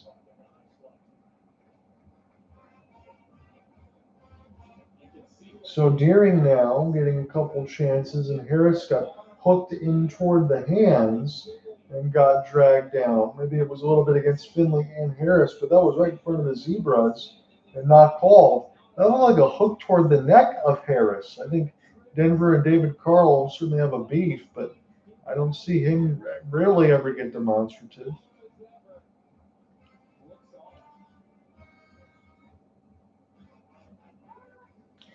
Offensive zone draw loss as the Pioneers will start with the puck. This is a weak clear across the right side glass. Wisconsin going to steal. Now catapulted toward the right boards. And on the backhand, it'll be served in. Again, Daniel Hauser, 4 shots. 2 shots in the first, 2 shots in the second for Denver, as this puck will bounce off the left side glass. A little bit of a snow job on the camera side for Polkamp. As a push the other way, 2:15 left to go in the second. As this will be another good hit, good step up there for the Badgers. Good back check as well, as Denver, all they can do is loop it in. They'll go back and take a change. Get a chance to start again now for Ben Dexheimer. They had a weird camera shot in between the vendors. I don't know why they did that. Must have lost it on the site of what they pressed the buttons back there. Picked up now by Wisconsin. Long shot with a glove save for Hicks. 1:50 left to go in the second. 20-4 on the shot board here as we got a few more face-offs. Dexheimer steps up. He knocks Burrows down pretty good. And this is just very physical, cutting off the lanes in space, using the stick check when you need to, using the physicality when you need to, cutting off angles. It's a defensive masterclass. And the Badgers here hits are 17-13. Wisconsin leads that as well. And off the tie-up, Wisconsin will get puck possession. McMorrow had it for a moment and all he can do is send it in. This will take a friendly bounce. Denver tries to chase it near the left side red line. Quick chance in front of Hauser, but cleaned up in a diving play, knocks it out of the zone. As we're down to the final 90 seconds, Boston Buckberger with his pass. Remember, he got skated on over the hand of Will Horkoff, the Michigan forward. He got stitched up. He was asked in the first how he feels. He said, the doctor did a good job with everything. I'm good to go. And again, as Ian mentioned, you got to be a psycho, you know what, to go to play in these games. But it is a national championship. You're not going to miss it for anything. Again, that Yaxel Lindeborg injury, and from the first, not the same thing as getting your hand skated over for Boston Buckberger, but he got it out. Michigan won a title, but the hockey team couldn't. 55 seconds left to go in the middle frame. Harris getting worked over here by Tulk. Really getting a piece there of those cross checks. Is right in front of the referee, and that's not called. Oliver Tulk was getting away with some liberties. Ashcroft keeps it in. Rister up high. Hauser gets knocked down. We'll see if Denver can see that. They fired quickly at the net as Hauser picks up his goal stick. Settle back behind now, down to 30 seconds. And Wisconsin able to escape the danger. As this is picked up across the players' bench, Samalainen. Wisconsin will throw it in deep. It'll be settled down by Johnny Hicks. Another good hit there. And toward the left side red line. And we're down to the final 10 seconds of the middle frame. Wisconsin still leads 1-0 courtesy of a first period goal from Zonoff. This will be flipped in deep.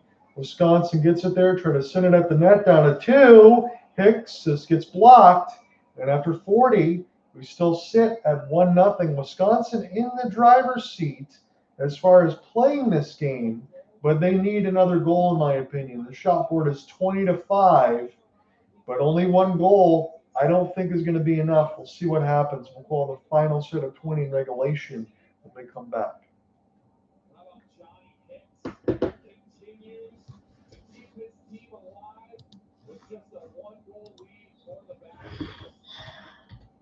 John, I know this is a sports space. We usually keep things lighthearted, but Yeah. if it's okay, I want to give my condolences to a VTuber that has just suffered something unimaginable. Go ahead. All right, if everyone can, please give your condolences to a stringer by the name of Camilla. I'll post a post with her Twitch link. She just lost several members of her family as a result of a bombing in Lebanon, as a result of a bombing in Lebanon. So, yeah,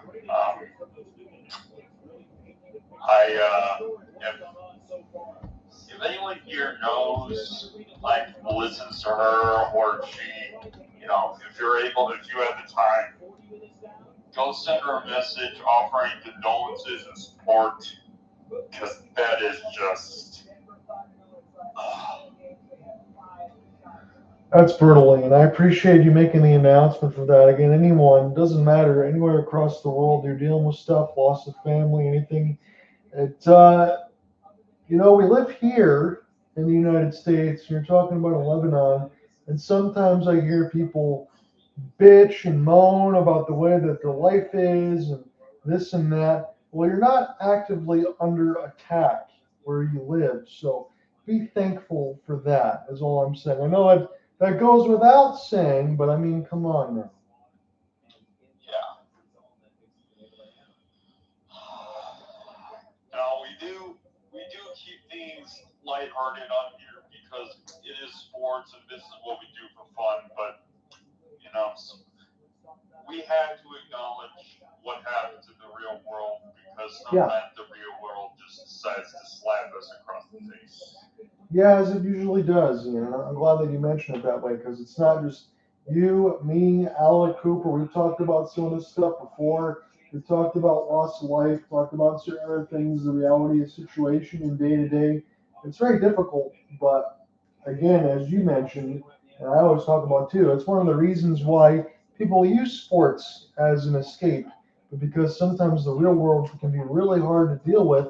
And it's not a way of saying we don't want to deal with it. You just want a way for a couple hours to have it calm down that you can actually enjoy yourself. Yeah. So, what I was going to say about the Detroit Red Wings earlier, they would have to have a lot of things go right. And somehow, they overtake the Flyers to squeak into the Metropolitan Division. I mean, No, they wouldn't be able to do that because they're in the Atlantic. Their only spot really is the Boston Bruins or the Ottawa Senators on the wild card.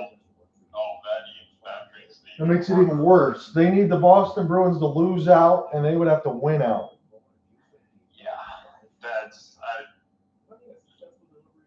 Yeah, I don't know what. I mean, we could. You've analyzed your team pretty much the entire year, so you know what the issues are. You know what they need to improve on, what they need to address in the offseason. Yeah. But, John, I gotta, we are not afraid to ask them hard questions about each other's teams, and I'm gonna ask you this: Do you trust Steve Yzerman to bring the glory back to Detroit? Short answer, yes. I don't know if I trust the rest of the management and Chris Ilitch as far as spending the money. I think this offseason, as I've mentioned about 3 months ago, and you talked about it, if they don't spend the money, they don't get somebody like Robo, and I know my cousin had said this too. Well, I don't know if he's a great fit. I don't think he's going to get 100 points. Just give me 75, 80. Give me your defense. Bring something in. You got to get some big moves and make that happen. You got to change your bottom six out. If they can do that, yes, I trust Eisman to make those moves. If they refuse to or do not spend the money or keep trying to continuously barely move the needle across, then they're not going to get the job done. You got to make a big move. Yeah. Was Quinn Hughes that big move?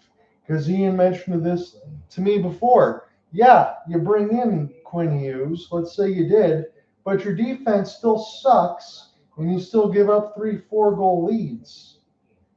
He doesn't replace everything that needs to be replaced in the bottom six, as I mentioned. He doesn't bring in the mentality, if you had somebody like Quinn that makes your team better, to be able to make everybody else on the team freaking forecheck and win puck battles and actually do the little things. I look at it on the other side for Elmer Soderblom and Anthony Mantha.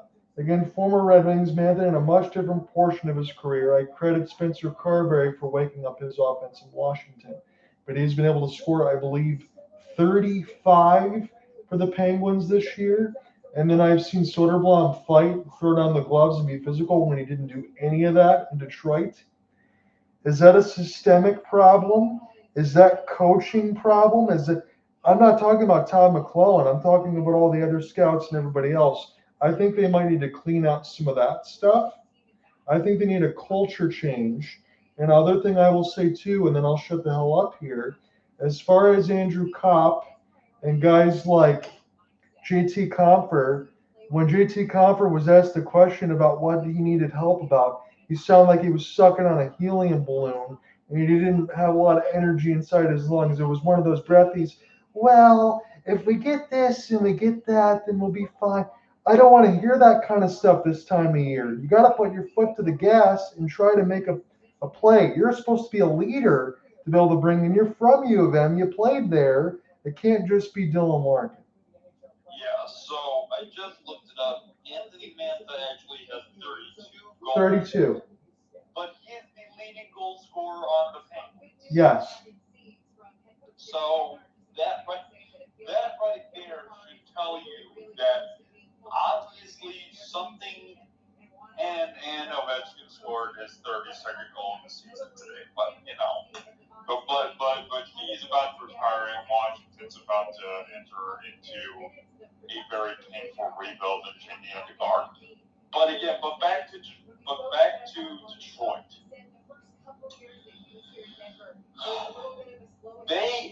I would trust on any piece of paper for any team. I would trust a forward core of Dylan Larkin and Lucas Raymond. Alex DeBrincat. You know, a forward duo like that. I would even trust a more insider, despite some of the questions he may have. You know, I would trust all of that. And heck, despite how the season has gone, the fact of the matter is, even though they fell off, Todd McClellan has been the best coach that Detroit has had since the last guy to win a Stanley Cup with you. Mike Babcock. Yeah. Mike Babcock. He's certainly been the most consistent and the most consistently winning coach. Yep. Despite the fact he's only been there for, is it 1.5 It'll be years? 2 years. Yeah, it'll be 1.5 years essentially. Yes. So yeah, I agree. I'm gonna let you get back into this scene because I don't want to step all over you. But you're right. Larkin, Raymond, DeBrincat, Sider. You got your 4 cores. I like all those. The one really good move that Steve Eisman made, it didn't look like it in October, but it certainly panned out, was John Gibson. He really got overplayed toward the back end. He can't play 20 straight games. He didn't have a backup netminder. Talbot wasn't ready. They didn't bring up anybody else. But John Gibson was one of the only other reasons why he came that close. Yeah, that right there. The fact that they don't have a backup goaltender, it's John. I'm not quite sure where to go with that, because getting a starting netminder is already difficult enough, but it's manageable with the trade. But a backup netminder that you can rely on every few days, that isn't going to have consistent rhythm. You know, the fact that Colorado has Blackwood And Wedgwood. And you can confidently say that either team, you're not scared of having either one in the net. As a matter of fact, you're rather comfortable with both. Yep, the lumberyard gets the job done, that's for sure. Right. But that, as much as scouting and player personnel is important when it comes to finding goalies like that, I hate to say it, John, but when it comes to getting depth for goalie, you kind of have to get lucky. Let me ask you this, and again, we don't know. I've heard about Sebastian Cossa in the system for a long time in Detroit. We'll see if he gets his call up next year. I think he's got to. They just signed Trey Augustine finally through his ELC out of Michigan State. I know it's going to be time for him, but they had one last year, but he signed with the Buffalo Sabres in Alex Lyon. They had one. That's, that right there, I think, now that is what I call a case of just rotten luck, where, you had either that or that's just another case of neglect that Eiserman critics will point at. Right. Although to be fair, within Alex Lyon, even though he was reliable in a pinch last season,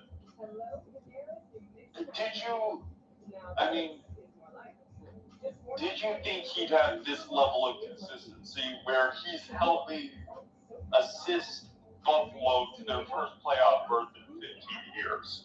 I can't say that, Ian, but I'm going to go back to the point that you just made. a consistent, reliable backup. That's the reason why they can't play Cam Talbot, because every time he's out there, he gives up 4 or 5 goals, and they play John Gibson about 20 straight starts. If you had somebody like Alex Lyon who was still your backup, all you had to do was probably throw him another $1.5 million. That's a mistake by Yzerman. You'd have Gibson and Lyon. You'd probably be in the playoffs right now. Yeah.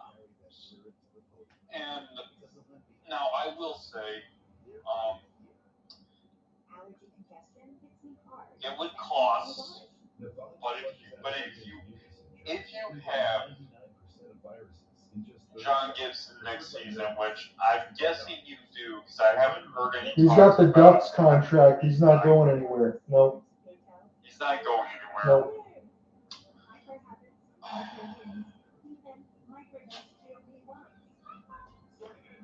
As you know what?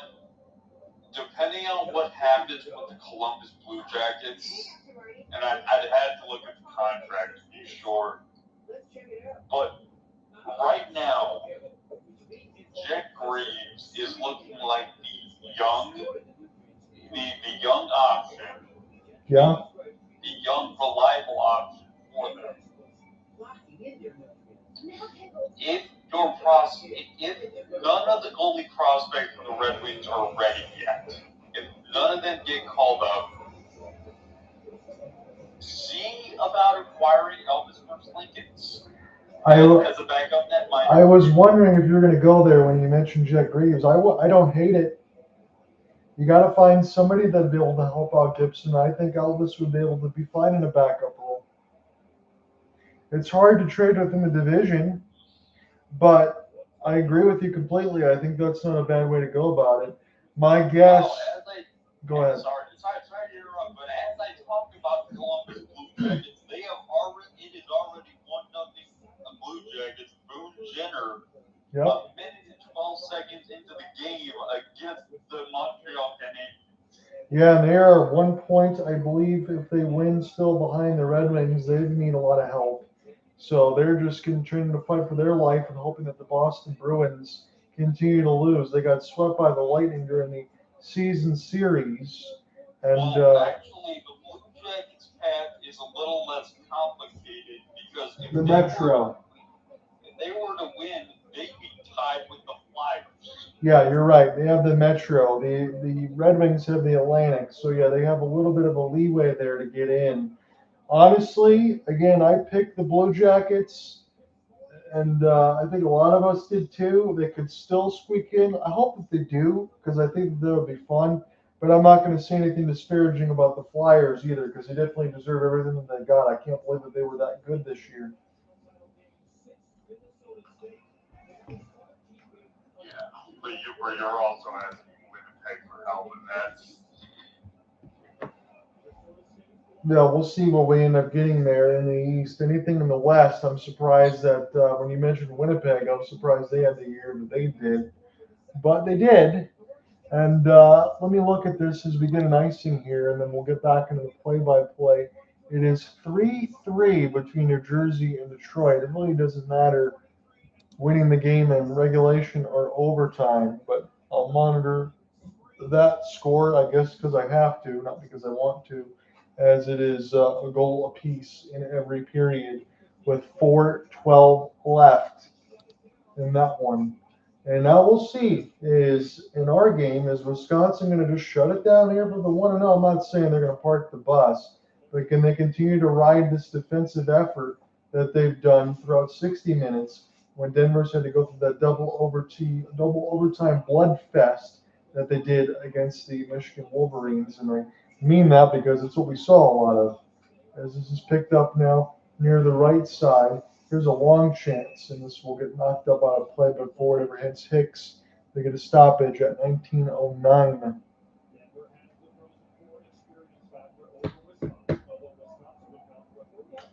Again, Denver's got 15 players with prior experience in the Frozen Four.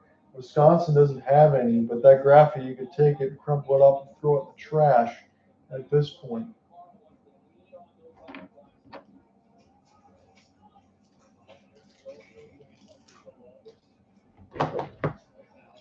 Ashcroft will watch this one get knocked away from him. And Wisconsin finds an offensive zone entry again. Brink doing some work. He finishes off a nice check. As this is settled down, Davinsky take a shot. This one will hit off the glass. It'll be a spin and turnaround now for Denver. Again, 5 shots. 18:40 left to go in the third. I don't think I've ever seen a number that low. They might be getting into an all-timer situation if this continues, but they're 1 bounce away from tying the game. You got to keep mentioning that because it's all they can hope for at this point right now. When David Carl was asked what would be changed, he said, all I want to see these guys do is try to win more puck battles and get a little bit on the forecheck. But he stayed as calm as ever at this point as we got a glove hand that is just sitting there for one of the Denver Pioneers. I'm just going to look here for my local assignment for the Sharks. In Muskegon, I think this one is in the second period. They Shadow have a 3-2 lead. Michigan Shadow over the Muskegon Voyagers. Voyagers have won the first game. The Shadow would need to win both. And I think the second period has now ended. So I should be able to catch that one in time. I don't know if I'm going to be calling play-by-play of the local assignment because they already got someone doing that, but I might follow along. 18:09 left to go in the third. Hopefully that doesn't pick up on the YouTube sound of the stream here, but I just have to look at that for the local assignment, so I apologize for that.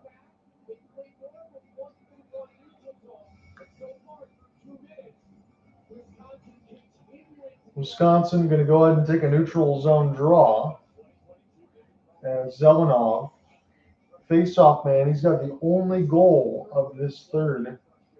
They were outshot 18-8. Mike Hastings was in 2022. Now he's out shooting Denver 21-5 at this point. Again, that's updated to 22 as the first 2 minutes have expired. This will be played there for Daniel Hauser. Again, you could put Ian and I back there for where Hauser is in the goal crease, and the score line could be the same. Here's a long outstretch. I don't know if he could stretch as much, but he hasn't been able to do pretty much anything at this point. Reverse hit there, Wisconsin trying to stay with the puck. Denver slowly trying to break out of their own end left to right. They're in the white jerseys, Wisconsin in the all red. They're just like hyenas on raw hamburger meat in this game. They're not able to escape is Denver. And the Badger continue to go ahead and press here as they'll work from right to left. They have numbers here on a 4-on-3. Quinn Finley, see if this goes back to him, but this bounces in off the end boards. And now Denver trying to rush. Wisconsin got everybody back. Here's sent toward the net for Hauser. That's the first save he's had to make in a while. That's Fitzgerald in off the rush. Fitzgerald now long shot will hit the glass. This will bounce rolling in over end across center ice, and Wisconsin will loop this one back in one more time. 16:50 left to go here in the third as Denver now off the tie-up. This will get looped back down. A little bit of an ESPN feed that went awry, but I think we're back here now as Dubinsky. Send this one on the end boards now. Osburn will get it up the ice. Brink lead off the rush. This goes back to Brink. He gets knocked away from him off of a stick lift. Denver now gets tied up. Cyprian is canceled off near the right side of the glass and looped back down. Wisconsin has it iced against them at 16:21. This is the best defensive game I've ever seen in college hockey. I'm trying not to say that lightly. Again, I don't get a chance to cover this as much as I would like to. Being used to being busy with the MIHL, I should say. But to see one team do this to Denver is pretty spectacular. But again, it's only 1-0. Scoring chances this period are 1-0 for Denver. That's the first time they've ever had a lead at any point as far as a scoring chance. Only the first 4 minutes have expired. John Hunter with you alongside Ian Genji. T-Mobile Arena in Las Vegas, Nevada, the site of the NCAA Men's National Championship Final between the Wisconsin Badgers and the Denver Pioneers.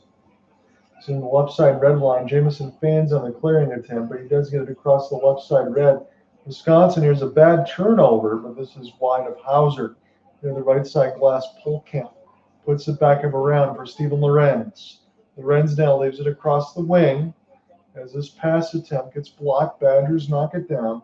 Players and bodies are flying everywhere right now as Denver holds the left side blue line. Keeps it in. They've been kept on the outside lane. Good forecheck here for the Badgers. It's a 2-on-1. And the wrister goes right in the glove of Johnny Hicks. Big save for him as he denied the Badgers off the rush. And look at that right now. That was Jack Horvath off the 2-on-1 as he was open near the left dot. And it goes right in the catching glove of Mr. Hicks. The freshman keeping his team in the game just like he did against the Wolverines a couple of nights ago. He has stopped 22 of 23. Daniel Hauser, 6 of 6. It's an ozone draw win. Denver's got 18 turnovers to Wisconsin's 12. And Wisconsin's been able to force a lot of that, more so than Denver just making mistakes. It's Fisher tries to escape out of his own end. Denver jerseys in the white try to go left to right in this third and final frame of regulation. If this score will hold, Wisconsin Badgers go right to left in the all red. Only one power play for both of these teams in the first. Both teams went 0 for 1 as the first 5 minutes have expired. Sent back around now for Oliver Tulk. And Fitzgerald overskates it as Samalainen turns it over right to Wisconsin. They'll look to break out on their own end. Did not gain the red line, but they'll take a change nonetheless. And on the back check, Wisconsin got to be quick about it in their own end. Make an outstretched pass. Fitzgerald's right there. I like what number 13 has brought to Wisconsin. What I mean by that is the 200-foot game of being able to make every pass in your own end, get it up to other forwards or other D-men in open space, playing defense when you need to, pursuing when you need to, not trying to do all that much. And that is what you'd like to see, structure and responsibility from Mike Hastings' squad. I think he brings a lot of that. As this is Cibrian, who loses the puck. It's a 4-on-3. Drop for Quinn Finley. This is sent toward Hicks. He makes the right pad save. Turnaround chance. This goes off the outside of the net. You only had to call one goal in this game. There's a shot. Bounces and never gets to Hicks. The Pistons season looks like it's going to expire tomorrow against the Indiana Pacers. They've already locked in the number 1 seed. The NBA playoffs will get going next weekend when I will have MIHL semifinal duties with the Sharks. We're just waiting on their opponent. This is sent back in behind the inboards. Picked up now. Thrown out for another shot blocked there beautifully by Wisconsin. Here's a chance. Anderson gets stick lifted, and this will be sent back down, chipped across the ice. 13-15 left to go in the third. I feel like I haven't had too much of a workout in these vocal cords because we haven't had a lot of high danger voice register chances. We got icing here against Wisconsin. 24-6 on the shot board, 13-13 left in the third.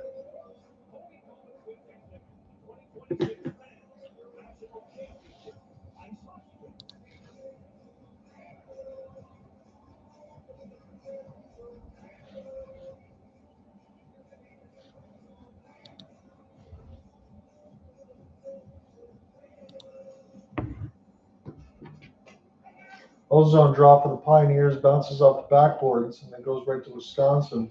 7 minutes have expired now in this third period. Botterill sends this pass across to get deflected and behind the net of Johnny Hicks. And on the forecheck, Wisconsin goes, but they got 4 other guys back on defense here. They are guarding that blue line. I've been talking about that kind of a 1-4 zone.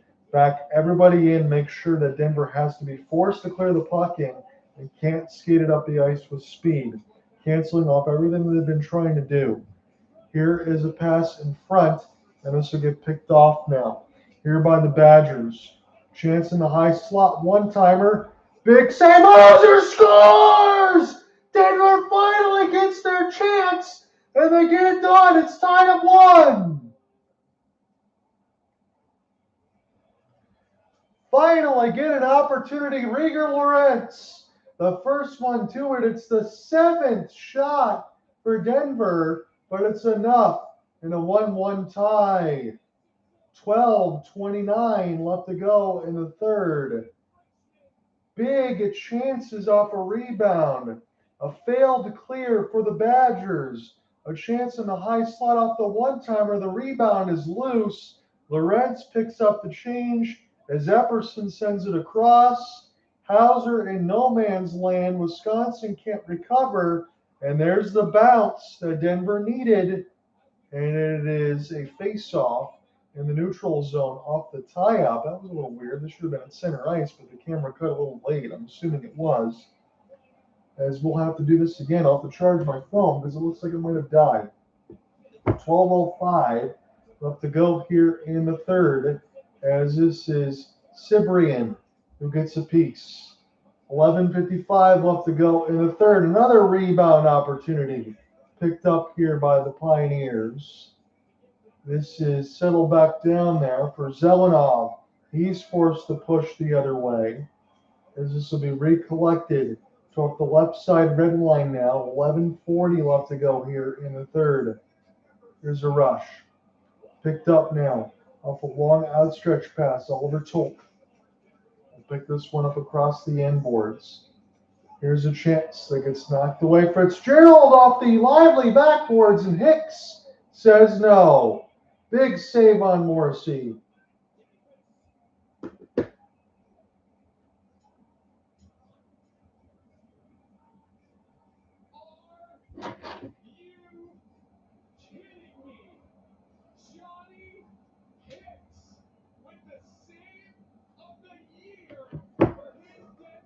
I don't know about save of the year, but it was a damn good one.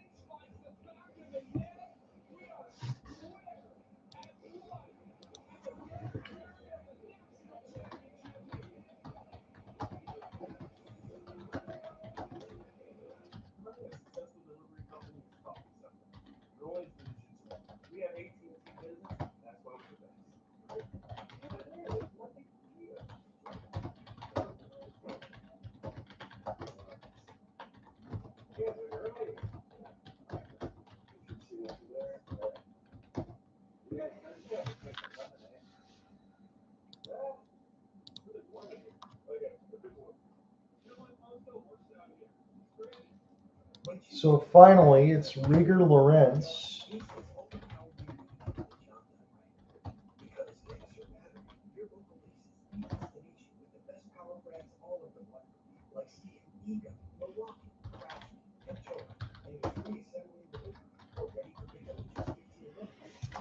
And Epperson at 7:31.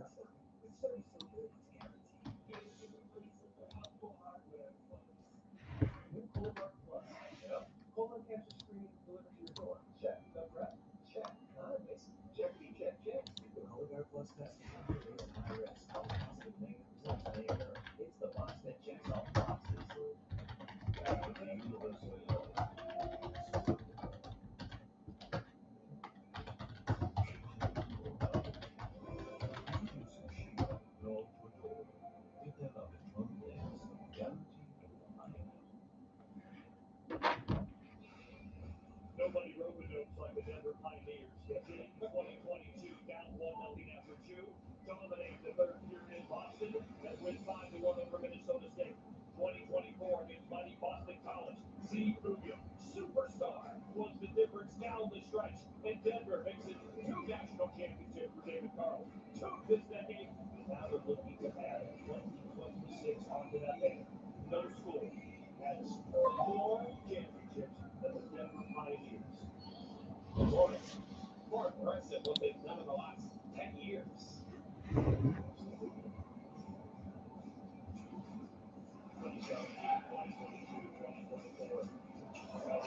How will they respond? After controlling the game for the entire game. And now we're back to old square.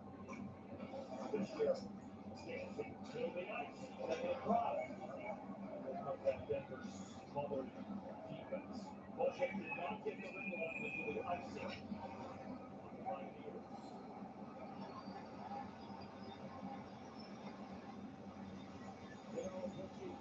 We talked all about the Denver goaltending. It was Matt Davis. Now it's Johnny Hicks. And I don't think we get Ryan Matz as a goaltending coach for Denver, who stands right next to David Carlin. unknown, undersized guys, and all they do is win for the Pios. Gavin Morrissey just looks on. What do I got to do? Wisconsin gets their shot blocked. I'm back up here on the X space. My phone wasn't supposed to die already, but that's what we get anyway. As it looks like the Devils have just taken out the Red Wings. 10:40 left to go in the third off the breakout play. Again, we'll give you the scoring update across as I'm just getting back up here. Rieger Lorentz, Garrett Brown, and Christian Epperson. As this one goes just wide. To the left side of the glass, Denver now has 10 shots. As they've gotten back up on the shot board here a little bit, they've doubled it in from the second period in totality. Genji back here. 10-10 left to go in the third as Brink, and off the rush, goes offsides. And we get a stoppage of play right at the 10-10 mark. And of course, my phone dies to get everything all squared away. I still had battery, but it decided to go. And then my stepdad sends me a text message and said, "I told you the Red Wings suck." That's what he sent me after I gave up 3 weeks ago. But at least he knows I'm not following it now. But they're officially eliminated today, I would think. Pretty much. Get back to my Wisconsin side of the roster. 9:55 left to go in the third. Rieger Lorentz has tied this game at 1. We might be destined for another overtime spectacle. And now we'll see who makes the next push, because Wisconsin have played so well through the first set of 40. But now it is a brand new game, as this one is Ashcroft, who lost the puck. This is off the tie-up now. Picked up now toward the left side of the glass. Harris able to get it out. Rolling puck will get sent back down the ice.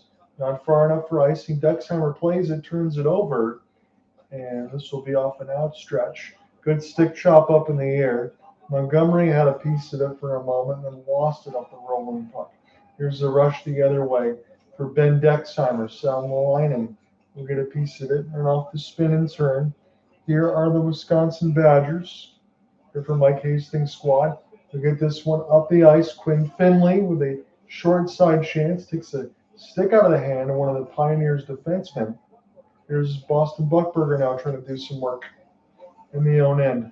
Picked up now off the spin and turn for Wisconsin. This will be Luke Osburn. He's pushed up against the glass. Denver finally gets a steal. It's a turnover again, and the shot goes up and hits the netting and out of play. 28-11 on the shot board with 8:31 left to go in the third. Stop showing me that game between the Golden Knights and Avalanche because I can't watch it. That is at ABC on 8 Eastern. I would like to watch that, but John Tortorella has the Golden Knights 4-0-1 since the coaching change, and they are trying to keep pace in the Pacific Division. If I pull this back up here, as this should be updated now. I'm just waiting to see that E in front of the Red Wings, but apparently it's not going to hit just yet until the numbers update. But for the Golden Knights, they have a game in hand. The Edmonton Oilers got shut out, I believe, by the LA Kings today. It is the Utah Mammoth. We definitely got that right, that they have clinched. I'm 1 for 4 in my predictions, unless the Columbus Blue Jackets end up finding a way to get in. But as Ian mentioned, in the Metro, they have a little bit more of a leeway. Pull this back up in the wild card as they sit with 90 points. It's a 2-1 lead on the Montreal Canadiens at 5:34 of the first.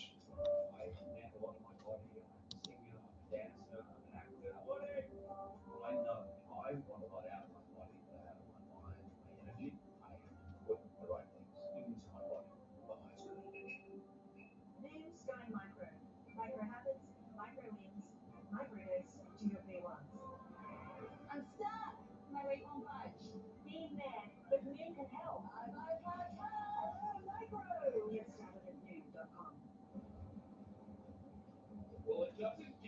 better than my spot between the benches, but I'll tell you, our skate cam and the footage you are seeing right inside the living room of Johnny on the spot. Hicks, the freshman since Johnny Hicks, again, getting a lot of those camera shots, making a ton of saves. We saw a lot of that on Thursday.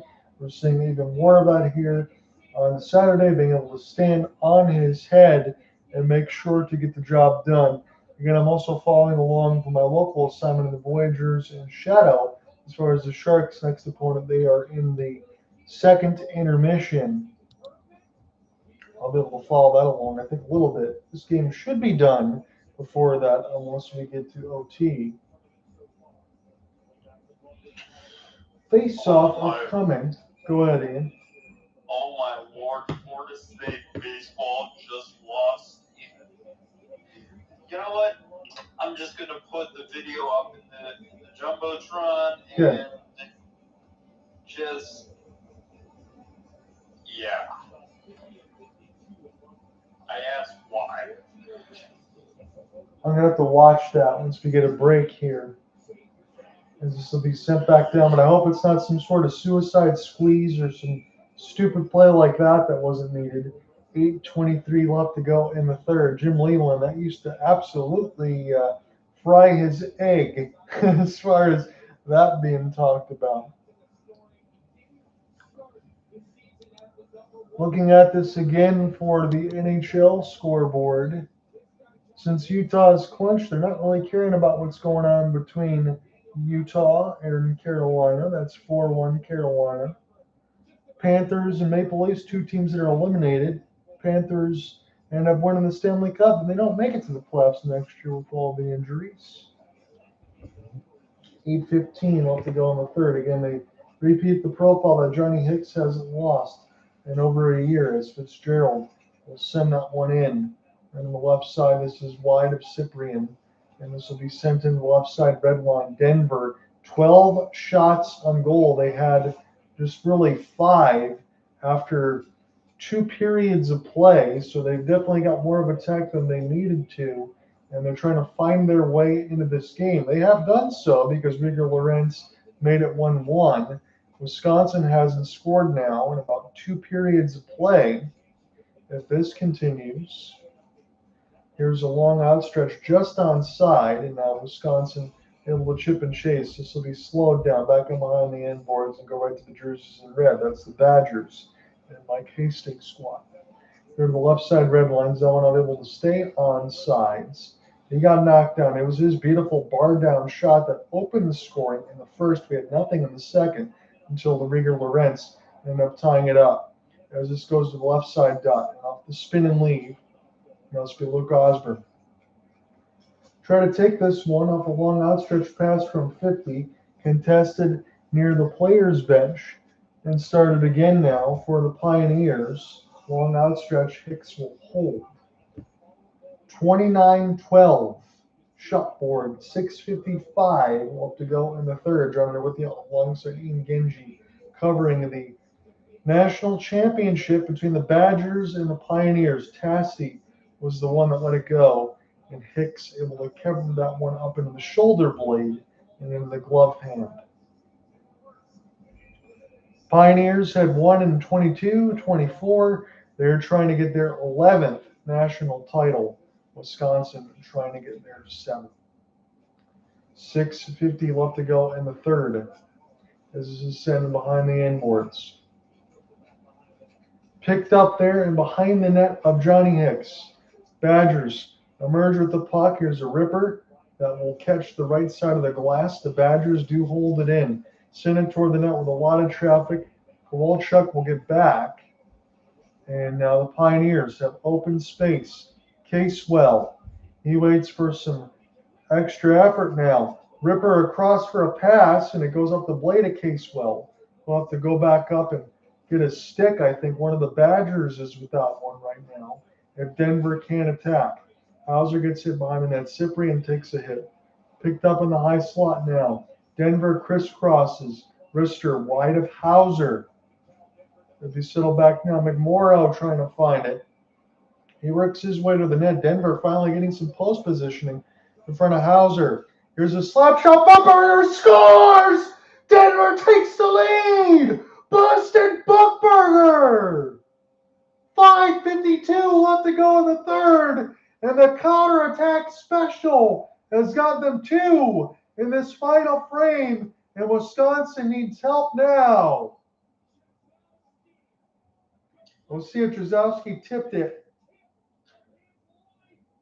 A defensive way to play. It just they are. Drzowski tipped it from Buckberger. Go ahead. I was waiting for it. They only need teams that thrive off a counterattack style. All they need is one opening, and they will make it hurt. The initial ESPN gave it to Buckberger. I think that might have got tipped too, according to the studio analyst. It's 11 for Buckberger if that holds up his slap shot. The slap shot and the traffic in front, I'm going to make this note because I didn't mention it live. Hauser looked like he lost his goal stick. So it's an opportunity where there was traffic in front. He got knocked down, and then Lorentz scores, and then he loses the goal stick off the Buckberger chance. And now Denver's got 2 in this period as we get a stoppage at 5:34. So Drzowski will get it. That's the deflection. That's now official. As will be called live. Yeah, he gets it at the last second, according to my look. Here comes the Buckberger clapper, and it gets off his blade. It might have actually even got triple deflected. There is no way Hauser was ever going to make that save. And now Wisconsin, who did such a great job in that first, only had the 1 goal. That's what we kept pressing here. You got to find a way to get more than 1 because at least Denver's going to tie it. And now they got the lead. What are they going to do here? This is wide to Johnny Hicks. So that one-timer then wide. It was a bounce toward the right dot. Wide open was that chance of fortuitous bounce. And Wisconsin couldn't hit the net. Here's a rush the other way as Tassy tries to push. And Denver now, they've got the offense that they need. They almost cough it up. And now Wisconsin the other way. Karan, Fitzgerald, the cross-ice speed going from right to left. That's picked off by the Pioneers.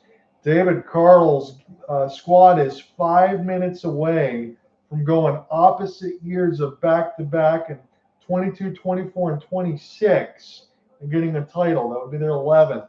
And the counterattack does look good because they were pretty quiet for the first 40 until they finally got their chance. Montgomery now. As this is pushed ahead now. Zeller, Montgomery, Rister, blocked out in front. This one wide. Everybody was celebrating. They thought that might have went in the back of the net, but it did not. Here's a 2-on-1 rush. Denver looking to capitalize. A penalty hand in the air, and it looks like Denver are going to go to the power play. 4:14 left to go in the third. Tripping the call. Jamison was taken down on the right side red line. It'd be a cross check, but either way, that's a penalty against the Wisconsin Badgers. And now they're going to have to be forced to kill it and then see what happens the other way. Cross check. Definitely the call. Montgomery drives his man to the glass. Denver, they score on this power play. It could likely be done. We come back, we'll finish it off.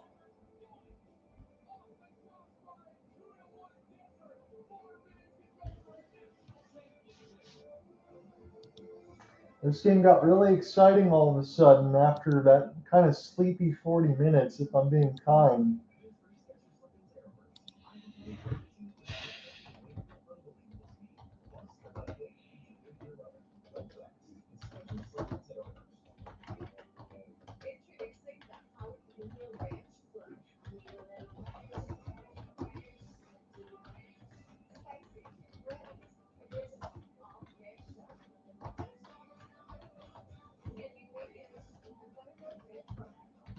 Let's refresh this here. I'll give you the official update. Put this in a YouTube box.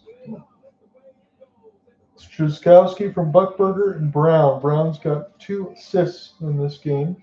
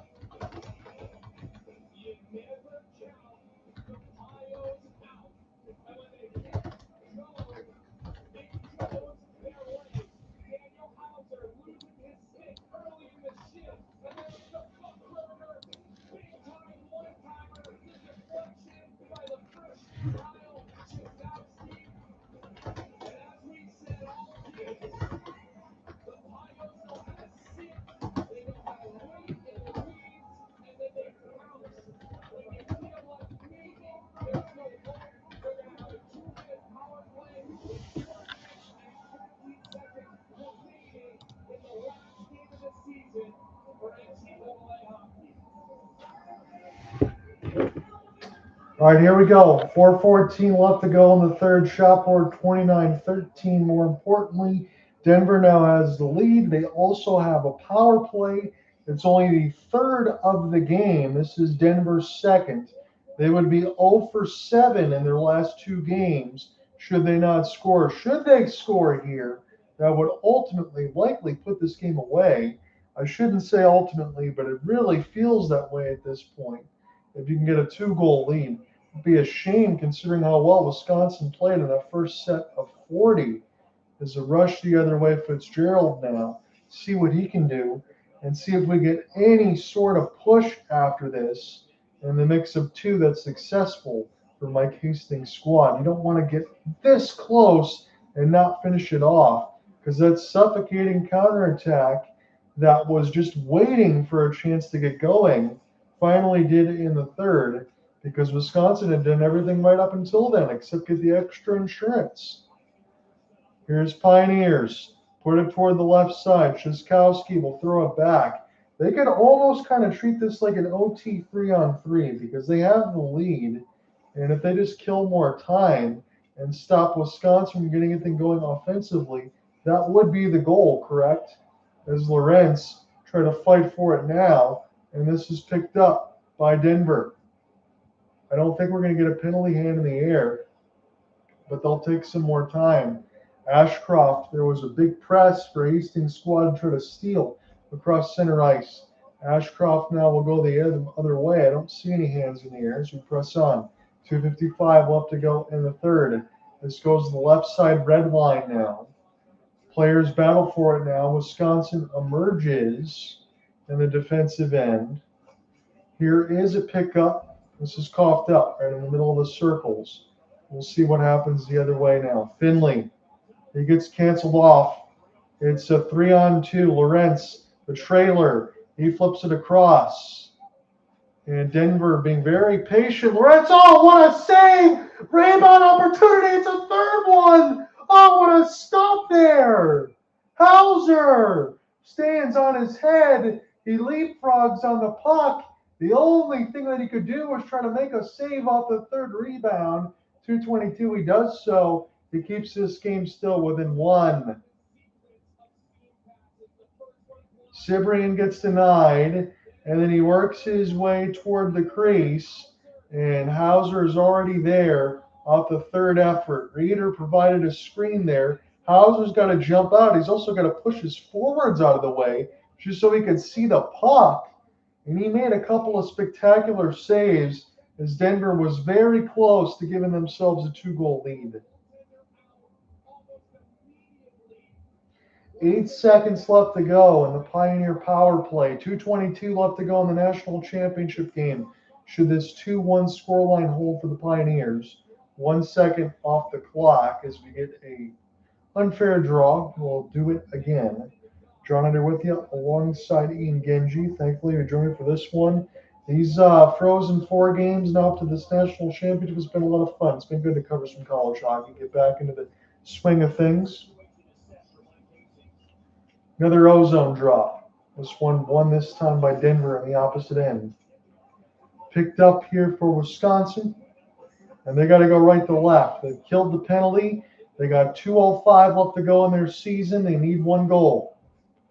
Settle down now for Ben Dexheimer. He turns it over. Shiskowski now trying to put it away, but he can't do so. And Denver one more time has to get back on defense. There goes Hauser, 6-on-5. Quickly back in behind for Johnny Hicks. Gets steered aside up and out of play. Wisconsin has pulled their netminder with $1:50 left to go in the 2026 Men's National Hockey Championship.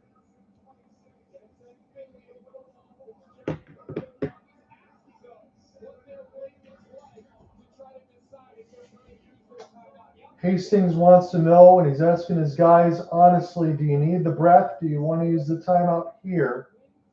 I think they might do so now. Everybody's going to get called over. Mike Hastings is going to use his.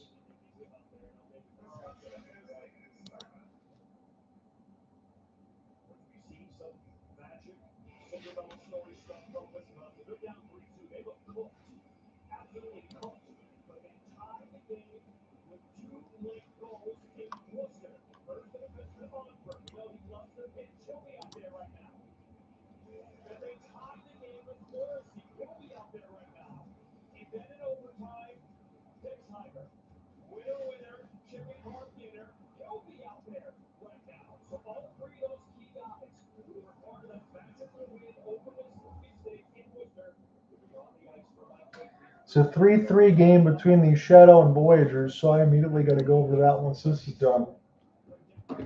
Just to be able to watch. Again, it's 8 p.m. Eastern. That game started about 6:30. Ours started about 5:30.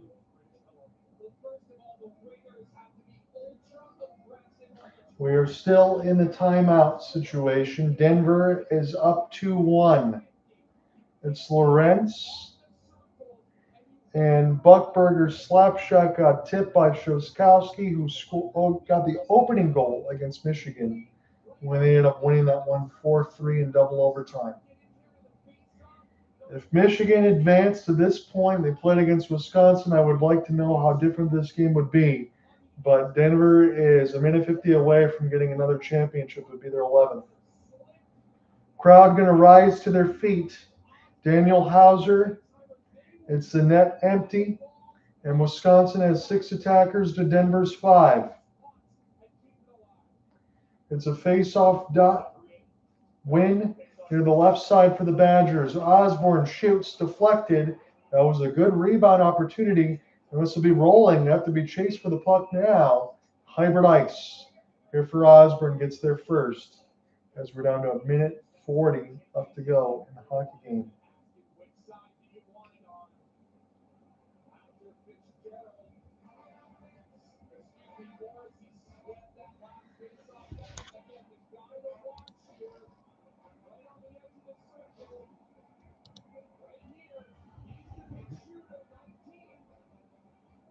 Another left circle draw, and off the tie-up.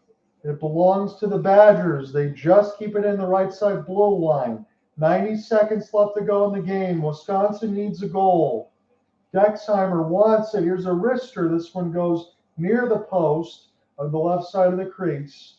Fitzgerald will back up a little bit as this is worked directly behind the net of Johnny Hicks.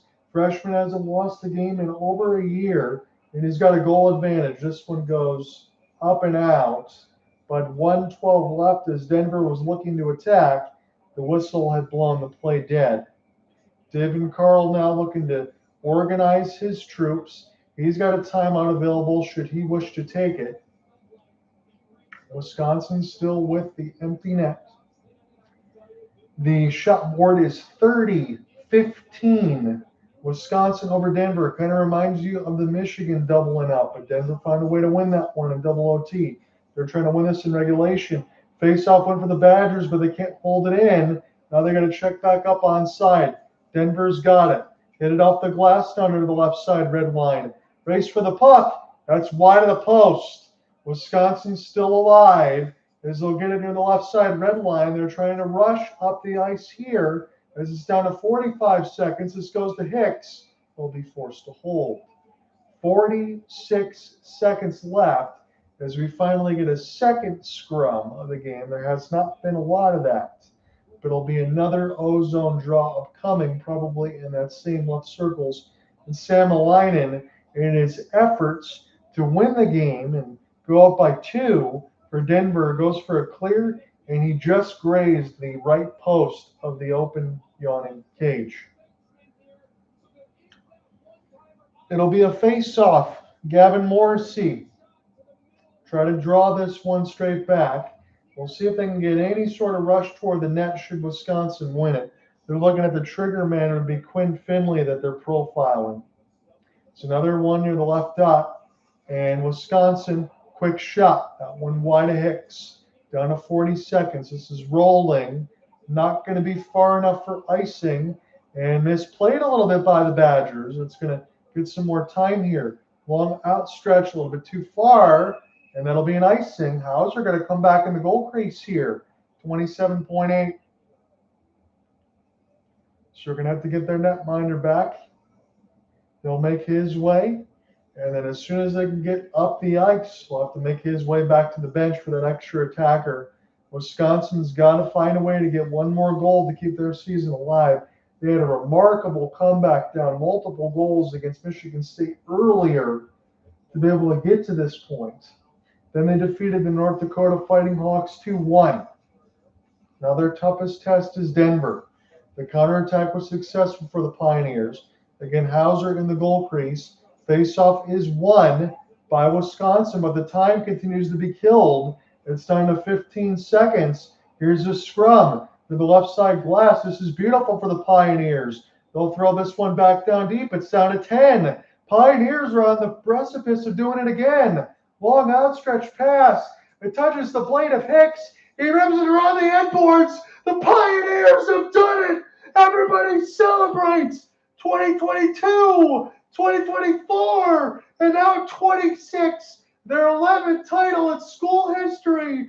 David Carl finds success again. Just 15 shots on the shot board was enough to get it done. It was Shifsky, and then in the mix of the end of it, as Buckberger's shot got tipped, we'll give you the final celebrations across the board. It was Zelenoff who opened it from Weston Knox in the first, and then Rieger Lorentz in the third from Garrett Brown and Epperson. Shiskowski at 14:08, your game winner from Buckberger, the guy that got his hand skated over by Will Horkoff. Garrett Brown got his second. Johnny Hicks stops 28 of 29 in the victory, and as Ian mentioned on Thursday, you got to believe Johnny Hicks is going to have a successful NHL career. I can't say he's going to be a superstar, but for a freshman to do this and be this dominant, excellent work to him. Okay, so while we're at it, just go ahead and make your bets for 2028. Denver is gonna win. Denver's gonna win the Natty in 2028. Place your bets, people. I'm placing it. I'll put $100 down and say they do it. I think the 2-year cycle for them is special. Now, I'll say this honestly, because you called it correctly. Denver able to win them with the counterattack style. I don't think that will be successful every year. That's why you have a little 2-year hiatus, in my opinion, because sometimes the counterattack style can't hold forever, but it's still incredible to see them do it. Their third national championship in 5 seasons.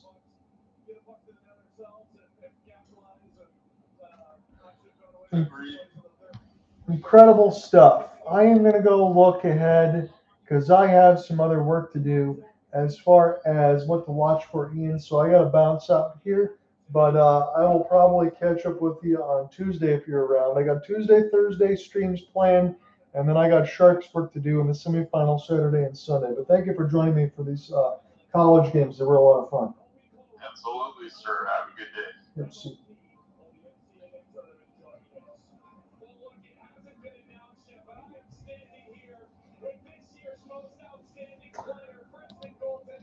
It is a win for the Denver Pioneers. Their counterattack is successful.